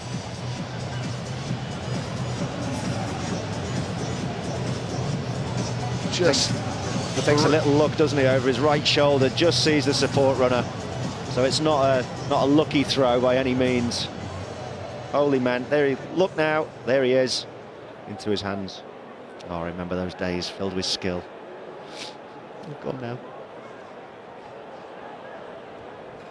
So advantage over. The pressure that was being put on by Ortega Decio, forcing the Americans to spill the restart. As the hooter goes to signal half-time.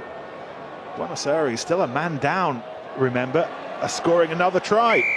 And it's Rodrigo Echart. And it's they who have made the most of their time.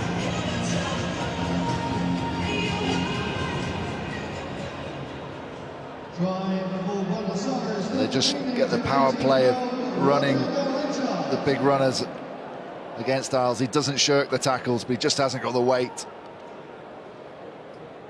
Yeah, it's not just the weight here. If he knows he's outnumbered, he needs to go forward, because the try line comes a lot quicker than the defender. And also target the ball. Lots to learn, but if you start with a 100-metre time of 10.15 in the wind, you can learn everything else. Half-time, Buenos Aires 19, San Francisco 7. It stays this way, the South Americans will be sure of their place in the quarterfinals, and it's a feisty old little contest, this.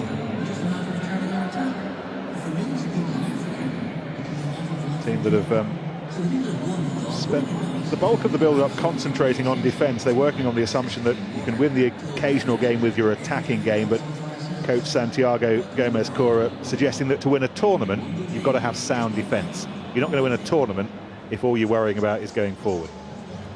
You'll pick up the odd game, but nothing consistently.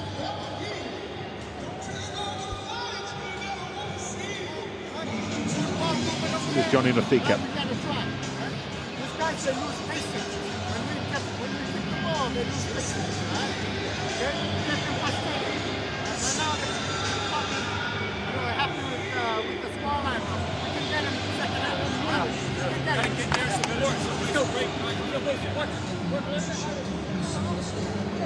Ex-USA 7 skipper, most capped player, actually their top scorer.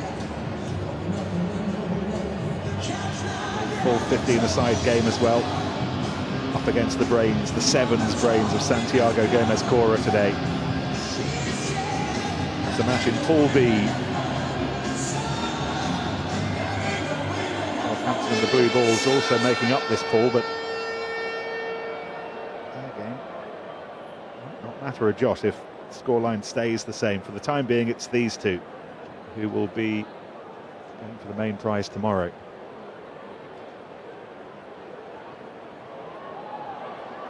Buenos Aires again with Echart, who has really caught the eye. And chased back by Teo. Ball was knocked on. Lovely defensive work from Teo. Tenacious, never gives up. So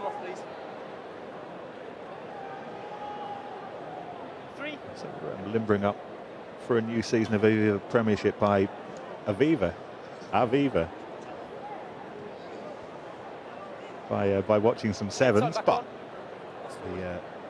the really serious stuff, the full fat version of the game gets underway with us Friday 6th of September. We're at Kingston Park to welcome back Dean Richards and the boys. Newcastle up against Bath.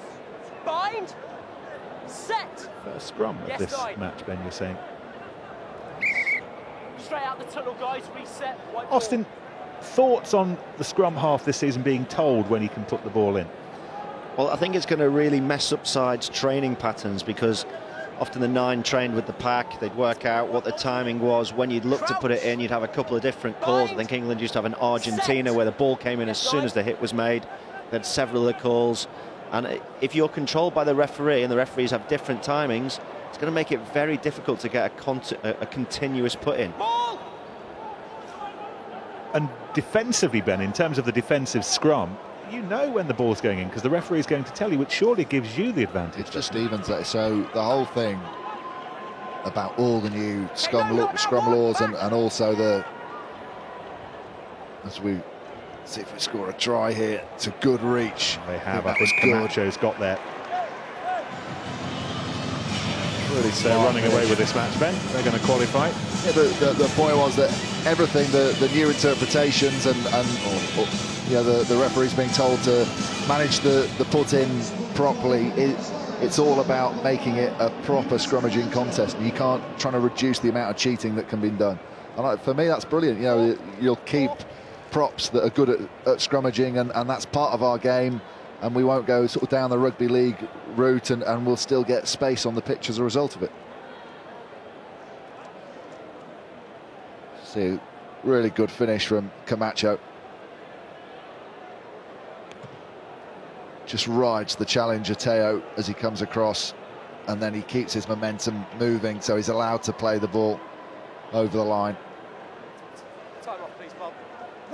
The overall hope, the underlying hope, is that we'll have fewer restarts, fewer resets at the scrum. And watching top 14 game last night between Montpellier and Toulon, 2/3 of the scrums were clean.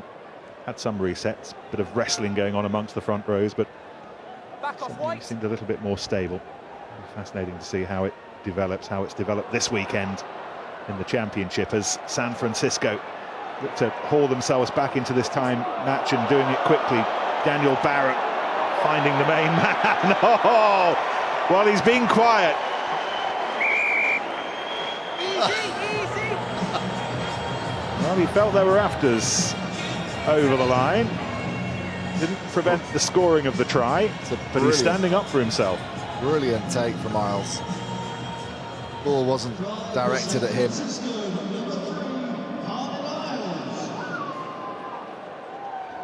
The initial pass, break from Teo is good. The offload. Manages to get away from the support. Goes through the hands, and great pickup. And as we said, all he needs is 5 meters of space on that outside channel.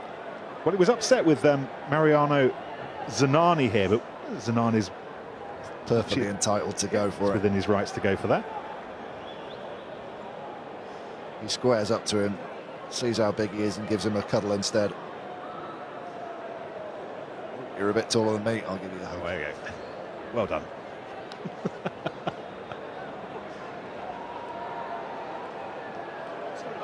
Ball's been knocked on. Nicolas Menendez, back rower, who was a late addition to the squad.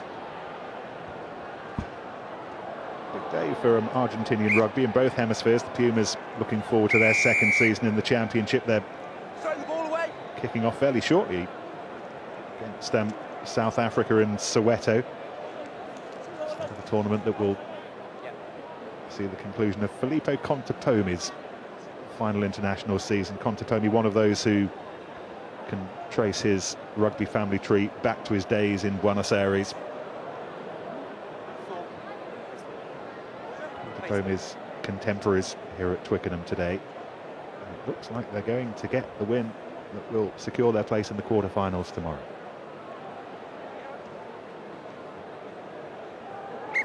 Austin and Ben are eating penguins and drinking coffee, so we won't hear from them. I'm not. I was hoping you were going to ask Austin a question just as he stuffed the whole penguin in his mouth. Not a live penguin, folks, just in case you're worrying. It's a chocolate one.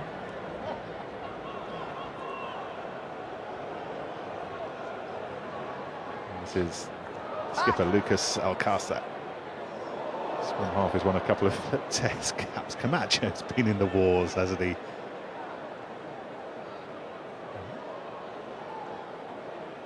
Competition is nothing if it's not to be taken seriously. That appears to be his motto. Picked up by Gutierrez, Tobiada. Menendez inside to Gutierrez, Tobiada again. Off to Brex. Brex with the offload to Güemes. And the South Americans have wrapped it up in fine style. Lovely team try. Good patience after the initial break, and then the support came through at full tilt. There was enough to outweigh the defensive numbers. Puts the break on Gutierrez, and then the offload through the tackle. Güemes, easy score, but he had to do the work before he got the ball to get in support. Penguin boy has something to say, I fear. I just thought it was great play by Mendes to begin with. Ball back on the inside, good support again, it comes back to him, but then he has the skill and the wherewithal to get his hand through the tackle and the offload. That is a really good offload when you're going down. Kids that are watching, watch how he gets his hand beyond the ball and not on top of the ball. It's easier for him to offload from underneath. Very nice piece of skill.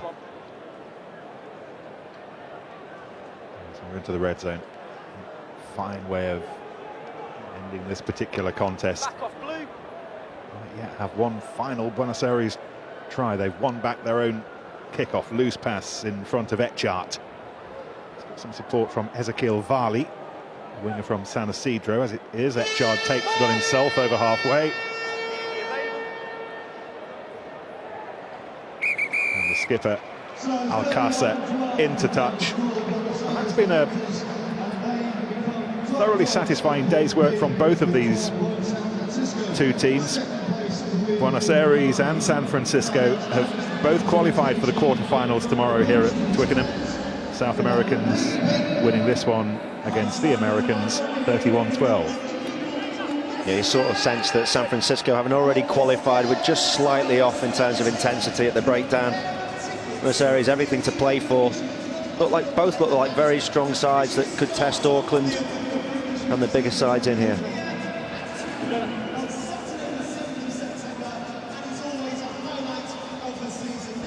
What does it all mean?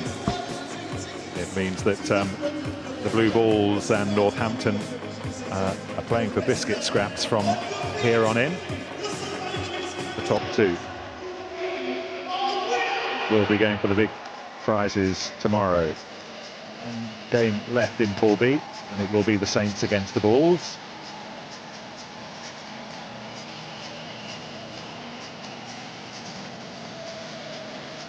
Yeah, I think point that Austin makes is an interesting one. San Francisco played so well beating the Blue Bulls and Northampton. They knew that whatever happened in this one, they were already through to Sunday's bigger shoot-offs.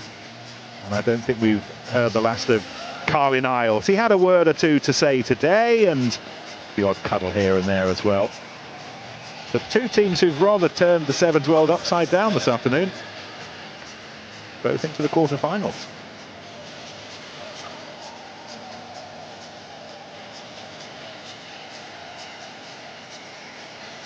Good place to be, Twickenham, on a Saturday afternoon. Much tougher for the players. Spectators are loving it. Next up for them and us, Gloucester against the South Africans of Western Province.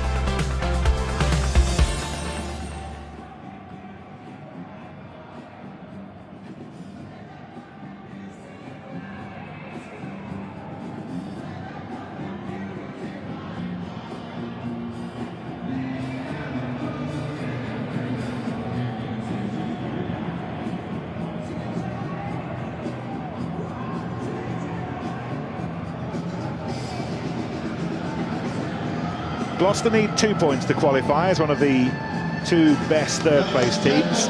Western Province need to win to sneak into the quarters as one of the best third-place teams.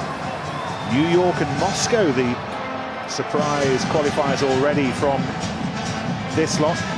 Gloucester, the only team that needed to qualify for this brand new tournament. The 11 others were all invited. Not surprisingly, a squad, essentially the one that won the JP Morgan Sevens title last Friday to book the trip here.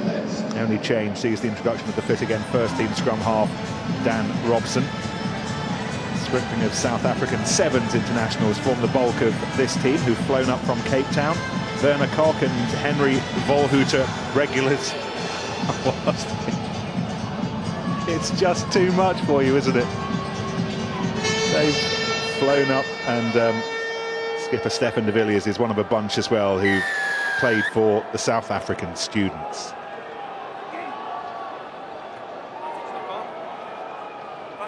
Stay professional, mate. Release! Picked up by Apo Satala. Gloucester in the cherry and white, should you need to be told, and this is the captain Martin Thomas, a Wales Sevens player. So Gloucester needing 2 points. A draw would be enough for them. Here goes McAtee, Welsh Sevens World Cup winner back in 2009, and McAtee has Gloucester up and running. Really nice angle he selected on the inside. Ball comes to the wide channel, chooses to go back inside. Looks like he's completely surrounded. They stand up well, Gloucester, the big guys in the tackle, don't they? Then McAtee comes back. That's a weak attempt at a tackle on him, but it still needed finishing. Gloucester borrowing Rodri McAtee once again from Red Ruth. He'll be player coach down in Cornwall this coming season.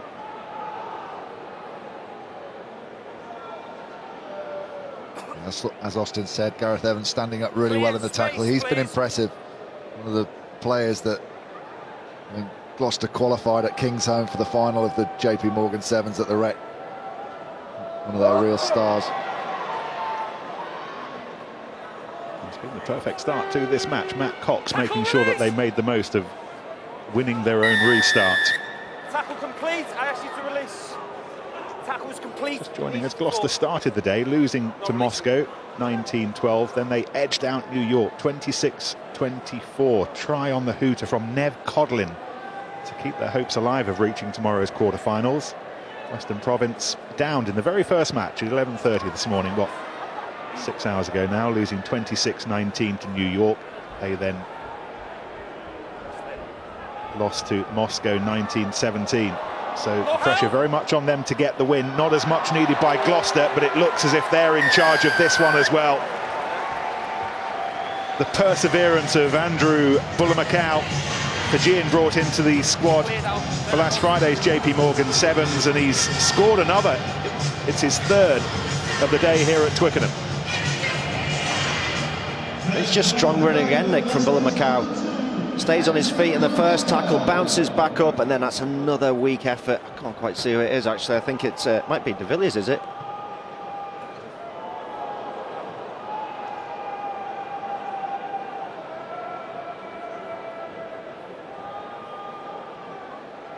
Let's have another look. He does really well to step through. And it's actually Bailey who drops off him. 2 missed tackles, 2 tries. You can't afford it in sevens. Not enough. There's too much space. Danny Rue was the man who missed the initial tackle as well, and didn't have the time subsequently to get back and then significantly disrupt Bullamacau. It's McAtee. This is Gareth Evans, 21-year-old back rower. Extended his contract with the club at the back end of last season, and he's shone in a Sevens shirt over the last week or so. McAtee sensing the space out wide, sensing Bullamacau's presence. Thomas scrabbling hard to win back possession.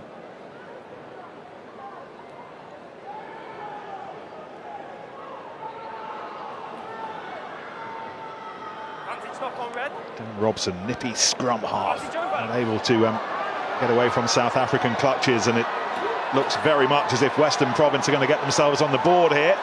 There's a chase across from McAtee, which will make the conversion as tough as it can be, but it doesn't prevent the score from Dani Roux, Stellenbosch winger. She's from the same university that produced the likes of Jean de Villiers and Skultberg, and geoathlon as well, and he showed some pace there. Yeah, it's just a turnover from Robson. Ball knocked out in the tackle. Then it looked at one stage as though McAtee was going to get there. He's coming across, he looks like he's got the angle. Just didn't quite have the speed.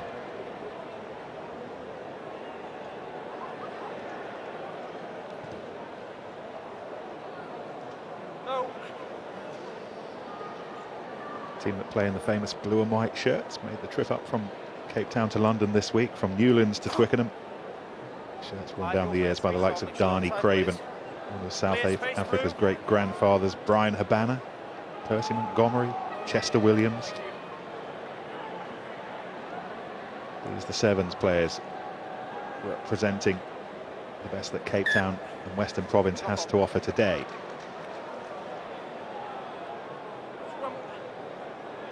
Coached by Ricky Peterson, who's a Sevens stalwart, a Sevens specialist. After the set, it must be stationary, please, gentlemen.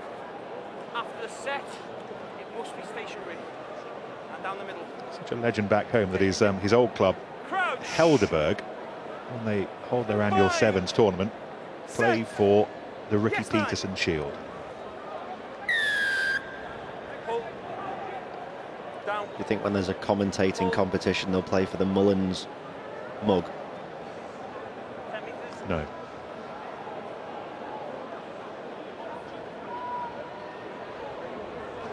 Simply no.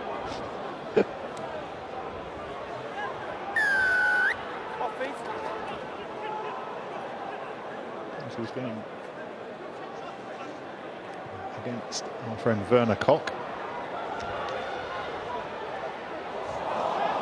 Picked up by Thomas. Bullamacow making sure that the ball was initially Gloucester's. This is Dan Robson. Spent the summer regaining full fitness after injury. He's been added to the squad this weekend. Skippered the Sevens side last season. Gloucester having to do without Gareth Evans at the moment. I think it's he who is down on the 22. So playing with 6 men, but if you've got Rodri McAtee, you've got plenty of quality anyway, and Thomas knew that he needs support, and the captain scores the try. A third for Gloucester before the break. Yeah, really good try in the end. Thomas had the pace to keep up with McAtee. But for me, it all started from this little kick. Opening day of the Premiership season, the ball's going out into the touch, flicks it back in field, Bullamacow keeps the ball alive.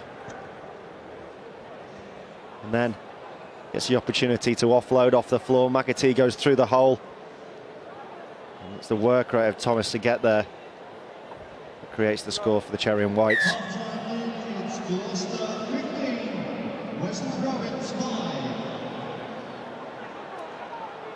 It's Gloucester who lead at half-time by 15 points to 5. Lovely patience in that offload from McAtee.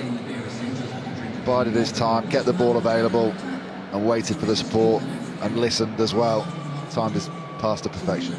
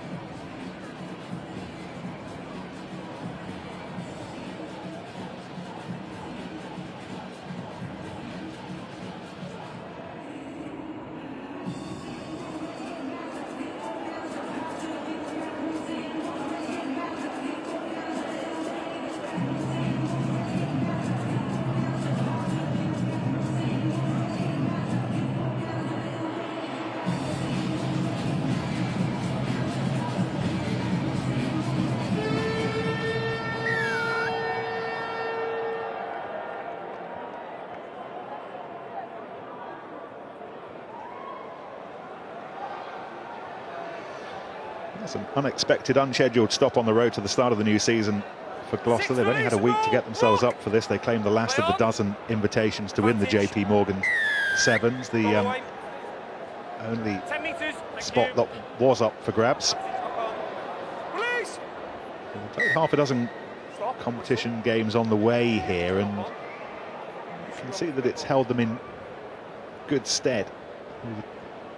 Beginning this match by talking about the 2 points they needed to qualify as one of the two best third place teams. If they win with a bonus point, they'll actually move themselves above Moscow and New York to the top of Pool A and go through as group winners.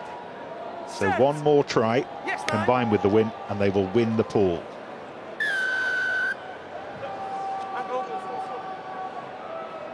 Play on.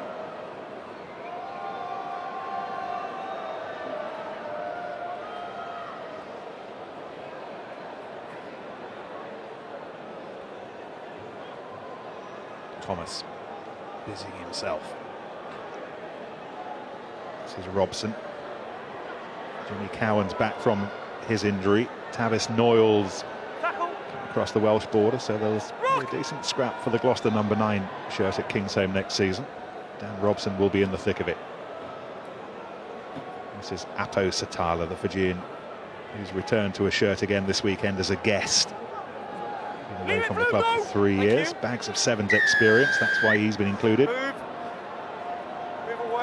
He just gives them a focus point in the midfield, doesn't he? He can take the ball up, bring 3 defenders, 2 defenders around him. Always gets the offload away. And then more often than not, there's space for faster guys like now in the wider channels. Robson going off in search of the try that would win them the pool. This is Matt Cox. Helped out by Gareth Evans. Flicked away by Robson. Initially a 3-on-1. By the time the ball had got out to McAtee, the blue and white shirts had got back, and it is they who will sprint away and score the first try of this second half.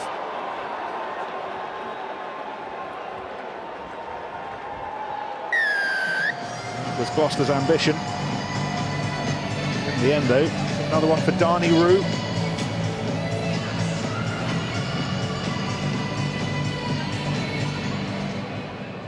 Ball stem from the pass from McAtee, just being slightly behind Satala. Or Akabusi actually. And then they were away. No, sorry, it was Satala. It's just slightly on his hip, just stops him. It's the right pass, just executed not very well. 6 inches in front of him, that's a try for the other side. It's very interesting. With a little under 4 minutes still to play. Western Province, remember, need a win to sneak into the quarters as a third best placed team, but they have to win. A draw won't be enough for them, and they're in big trouble here. And Andrew Bullimacau, now instinct says he got the ball down as he hit the flag, in which case the try is awarded, and Gloucester have a 4th and bonus point try. Skipper. I think there's going to be a yellow card. Lead by example. Sorry, you're not throwing the ball away. I think had this have gone to the TV ref, this would have been a penalty try anyway. There's no arms in the tackle. It's a really good break down the middle. And then Burns puts the brakes on, throws a nice pass out to Bullimacau. Yes, you do. As a tackle comes in, there's no arms in that tackle. It's a shoulder barge. Either way, Gloucester should benefit with 5 points. And as Stefan de Villiers, the captain, got up, he threw the ball away, and for that show of petulance, threw it down at the ground. He didn't need to be yellow carded for that. No, gents, is a penalty restored for the 10th after the try's been scored. it's fairly open dissent, isn't it, Ben? He's just disappointed with the decision, but I don't know. I don't know. Disappointed that he hasn't quite managed to get the guy into touch. Or is disappointed with the refereeing decision. If it's about the refereeing decision, then it's a yellow card. You've changed. So have you. You're getting soft since you stopped playing. If one of the kids had spoken to you like that in the geography lesson, Nick, you'd have sent them out the room, wouldn't you?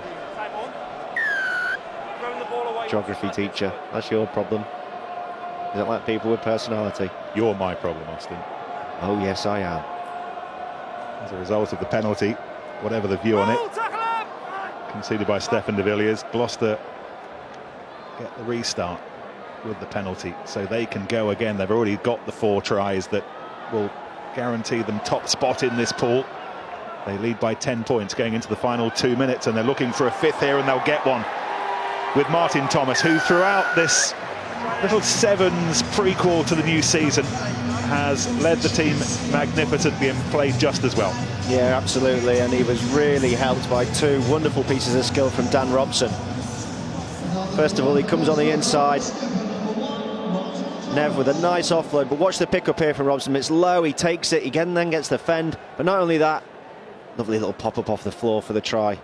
2 great pieces of skill from Dan Robson, who's really added to the Cherry and Whites today, who you thought without Steph Reynolds might not have had the ability to take on these bigger teams.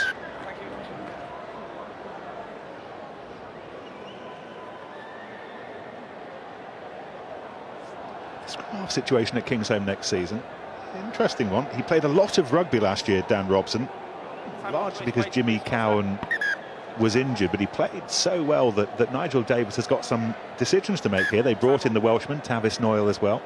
Yeah, I thought he was very good last season, particularly remember the Wasps game, Adams Park. I thought he was excellent in that. He's a bit like Worcester scrum half, whose name escaped me, who played in the Sevens. Paul Hodgson. Paul Hodgson, sorry, yeah. Brilliantly defensively, like a terrier, all over the field. Very good cover tackler and full of energy as well. He's a scrum half that can really pick a side up. So maybe with that in mind, he'd be the ideal guy to sit on the bench behind one of the other 2. Cowan was superb, wasn't he, when he first joined the club? Not just in his play, but his leadership and what he brought to everyone else. So a little shot there of Andrew Buller-Macau leaving the field, which might not be significant in terms of this match because there's only 10 seconds to go, but will be if he's not available to play tomorrow. Cox, interesting kick through, might yet work for him. Kafusi and Gira, who grew up playing Sevens back home. Hooter's gone.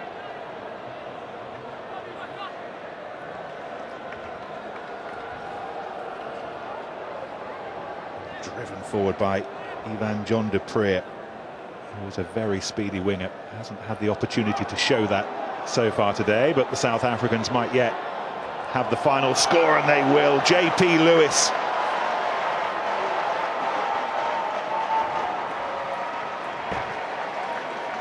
I think it might actually be Dan Will-Erasmus who scored that final try.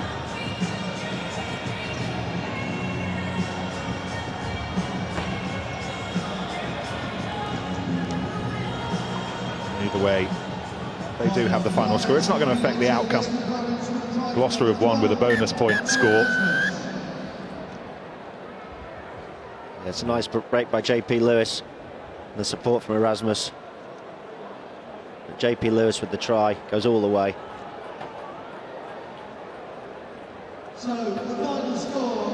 A job well done by Gloucester. Have come from behind to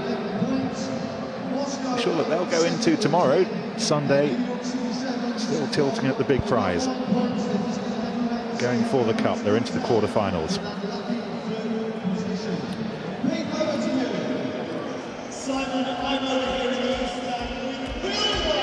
Confirmation that Gloucester, with that big 5-point win, sneaking ahead of Saracens and New York to top Pool A.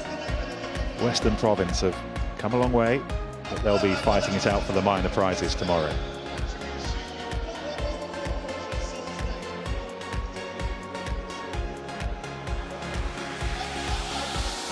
Well, Gloucester's days started relatively slowly, going down to Moscow, but they've slowly accelerated as the afternoon's worn on, beating New York by a couple of points and then skating away from Western Province, scoring 5 tries in the process. The only little cloud on their horizon, the injury to Andrew Buller-Macau, but they can contemplate tomorrow with some optimism.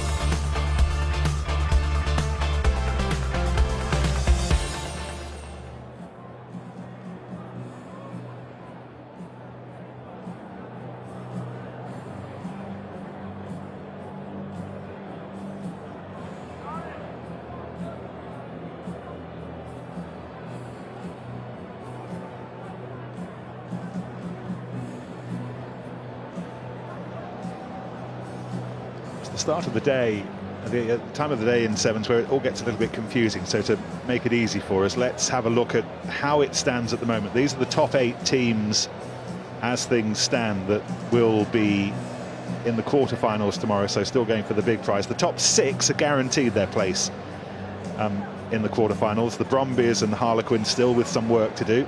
That may well change over what's left this evening. It's becoming an increasingly chilly Twickenham. It doesn't feel much like high summer here at the moment. Next match, Northampton against the Blue Bulls.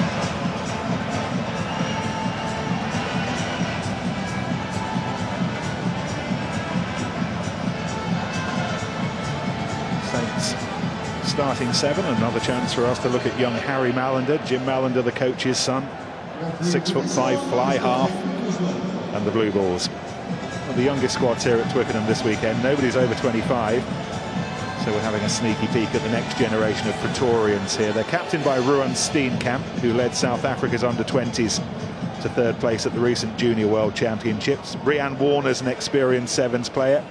He's turned out for the emerging Springboks, while Courtnall Skozan is likely to be amongst the tries. Saints will hope not. Northampton need a bonus point win to give themselves any hope of being in tomorrow's major shake-up. As Northampton, as they have been playing in all day, in the lime green, Blue Bulls controversially playing in blue.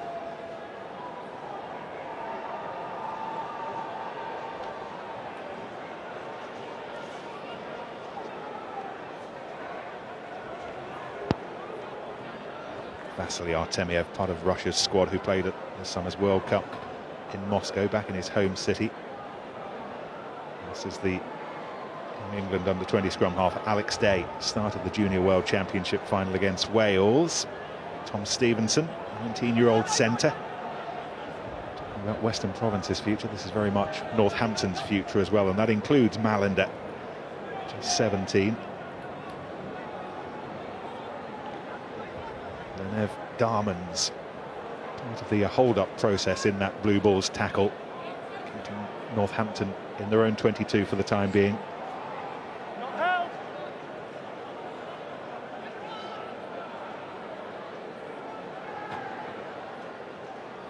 On this near left-hand side, Tom Stevenson, another who went to the Junior World Championships in France, and he's got some pace. Played for the first team last season. And the 19-year-old centre opens the scoring against the Bulls. Yeah, lovely break from Stevenson. He's looking for the support from Mallander to come round the back of him. He didn't come, so he thought, right, I'll do it myself. Splits the 2 defenders, little fend, and again the outside arc with a strong fend into the face of the despairing tackler. A good finish. So they're off and running in search of the bonus point win that will only do for them. It's a magnificent conversion from Harry Mallander.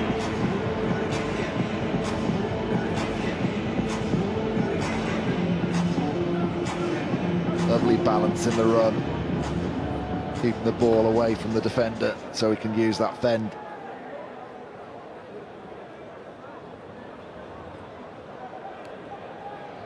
The restarts underneath it, Darmans, but not cleanly. Have you ever seen a bigger fly half than Harry Mallander, 6'5"? Ian Aitchison. Tell us more. Old Waterloo fly half. I don't think he was as tall, but I think he'd probably fit total quantity of Harry Mallander's 2 bodies into one of his. He must have weighed 20 stone. How tall was he? 5'2". No, he's I'd say he's probably just over 6 foot. Will Greenwood was a tall fly half in his younger days, playing for Lancashire under-16s and under-18s. Whatever became of him? Stunk without trace. Stephen Larkham's quite lofty as well, isn't he? But not quite 6'5". Fascinating to see how Harry Mallander's career develops. He doesn't need to develop anymore as a block of human being. This is Ollie Lyons, off in search of his 2nd try this afternoon here at Twickenham. Here is Mallander. taken on by the try scorer Stevenson, who finds Sam Harry, young back rower who comes here with some reputation. And this is Vasily Artemiev, and that was some tackle from Courtnall Skosan, who's got a reputation as a try scorer, but he was a try saver there. That was magnificent in defence, but it's the Saints still pressing, and they have to score their second try here. Day might have gone on his own. Instead, he drugged it wide to Lyons again. Well, Mallander's got that role of playmaker. He creates so much time for himself because he knows he can get the ball out of his hands really quickly. Watch the speed of the ball through his wrists. Takes his time, good long pass. It just gives him more time on the ball, which means he can make good decisions. Comes back to him again, he goes round, gets that defender to step in, and then they create that 2-on-1 on the outside. Good play from Northampton.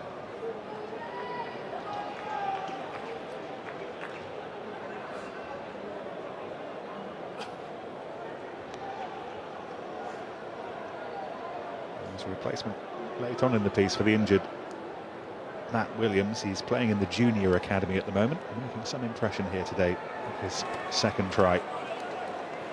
It's well controlled by Jacob Connor.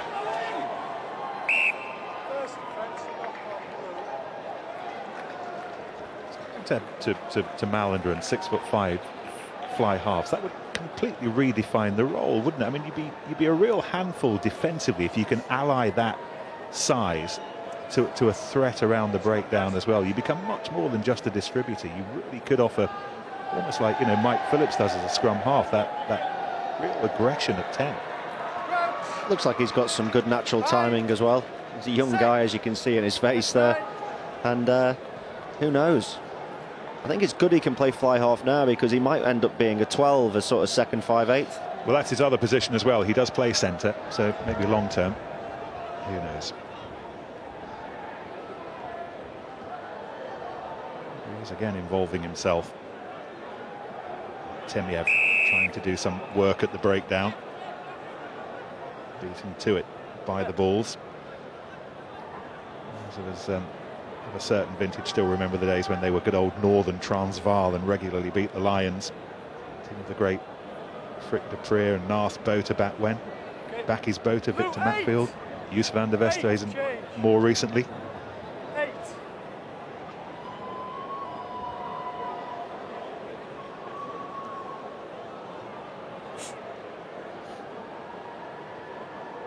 Half a minute to go in this first half. Northampton halfway towards their target, which is 4 tries and the bonus point win that would resuscitate hopes of making the quarterfinals tomorrow.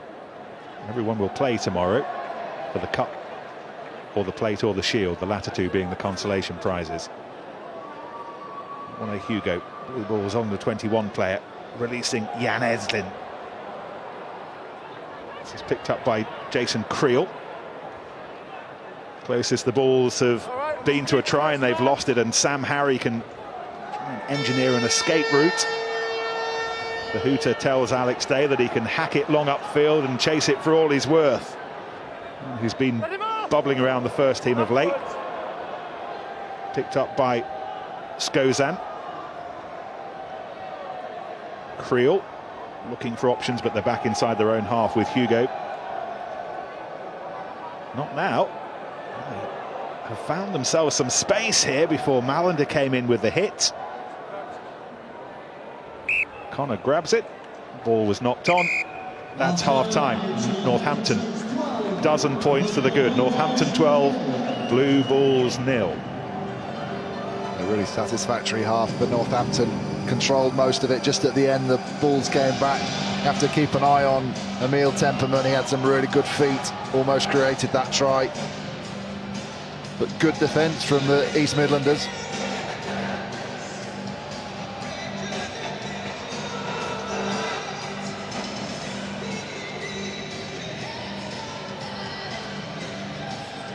Talking about blue balls of previous vintages, former Northampton lock Wandre Krier is part of the current setup back in Pretoria, playing alongside the likes of Francois Huhard, Pierre Spies, Mornay Steyn.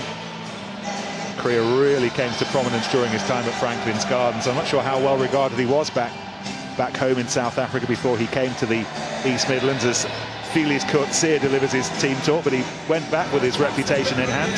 Here's Paul Diggin. Even when we're in our own 22, going nowhere. Picking the right times to smash it up. We're getting threes to the breakdown, which is fantastic. Keep following your pass.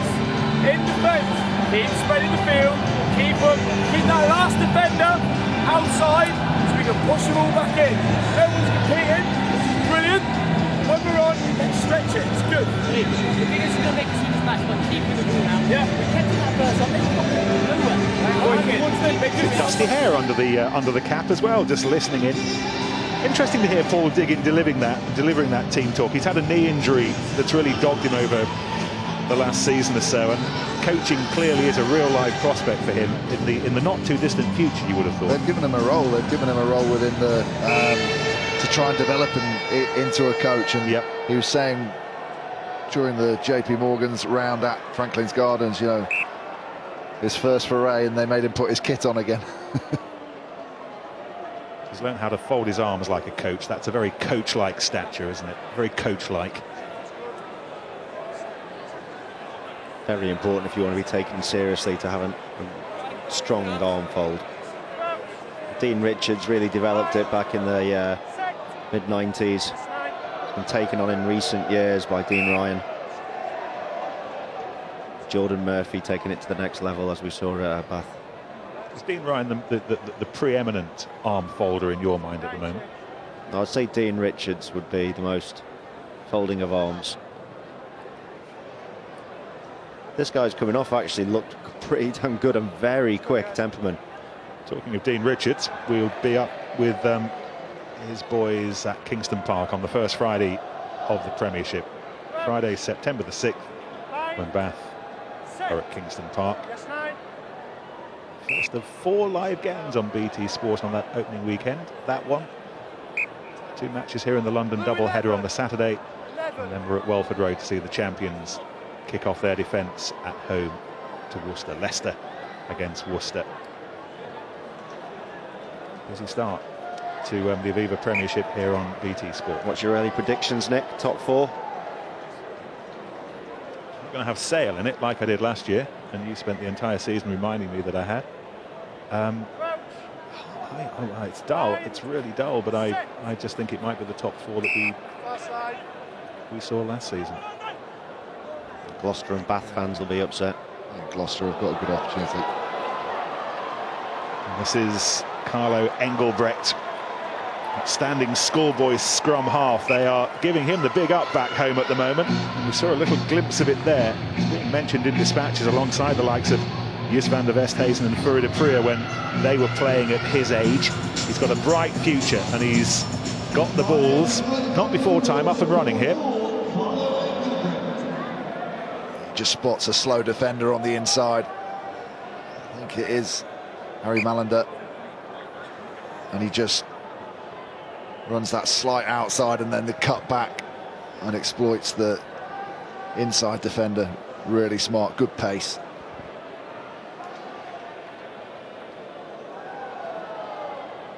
Conversion in front of the post, so they've cut it to 5.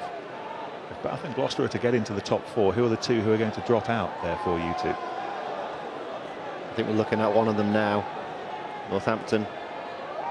Without Tonga and Majority. Be slightly underpowered up front. They'll argue with Corbicero is a great signing. Yes, he is, but can he last the season? That's the thing, isn't it? And obviously George North playing, if we leave it, outside centre is an amazing signing.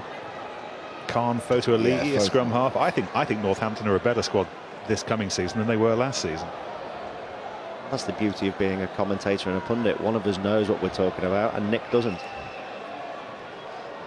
If Corbicero can stay fit, though, the new scrummage laws will suit him because he wasn't a prop that used to win the hit. It was what he did after the hit, and he came back and he'd be put in. Just wait and see this try go in. Yes, the rugby rather unfortunately getting in the way of our conversation, but hats off to Tom Stevenson, who's just scored what might be a very important try with 3.5 minutes to go. That's Saints' 3rd of the match. They need 1 more and they will be into the quarter-finals providing they win. Yeah, Harry Malander responsible for the try for the balls defensively, but then as the ball comes out to him, he picks out a wonderful pass over the top. That's pinpoint. Really nice pass, good hands, and that created the try. Really good wrist strength in his pass, hasn't he?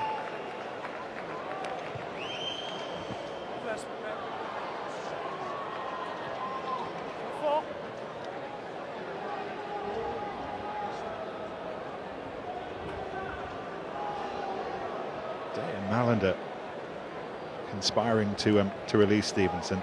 Talked about Corbusiero's arrival. They've got Salesi Ma'afu as well, the ex-Brumbies tight head, signing from Western Force. So that's how they're replacing the two big props who are elsewhere next season. They've got some defensive work to do here.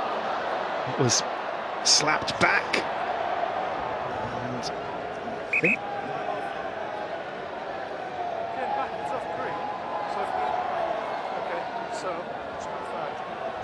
Paul Dix and Tim Wigglesworth working out what the outcome of that ought to be, and it's a scrum to the balls. Backwards initially off green and then grounded. Starting to rain again here at Twickenham.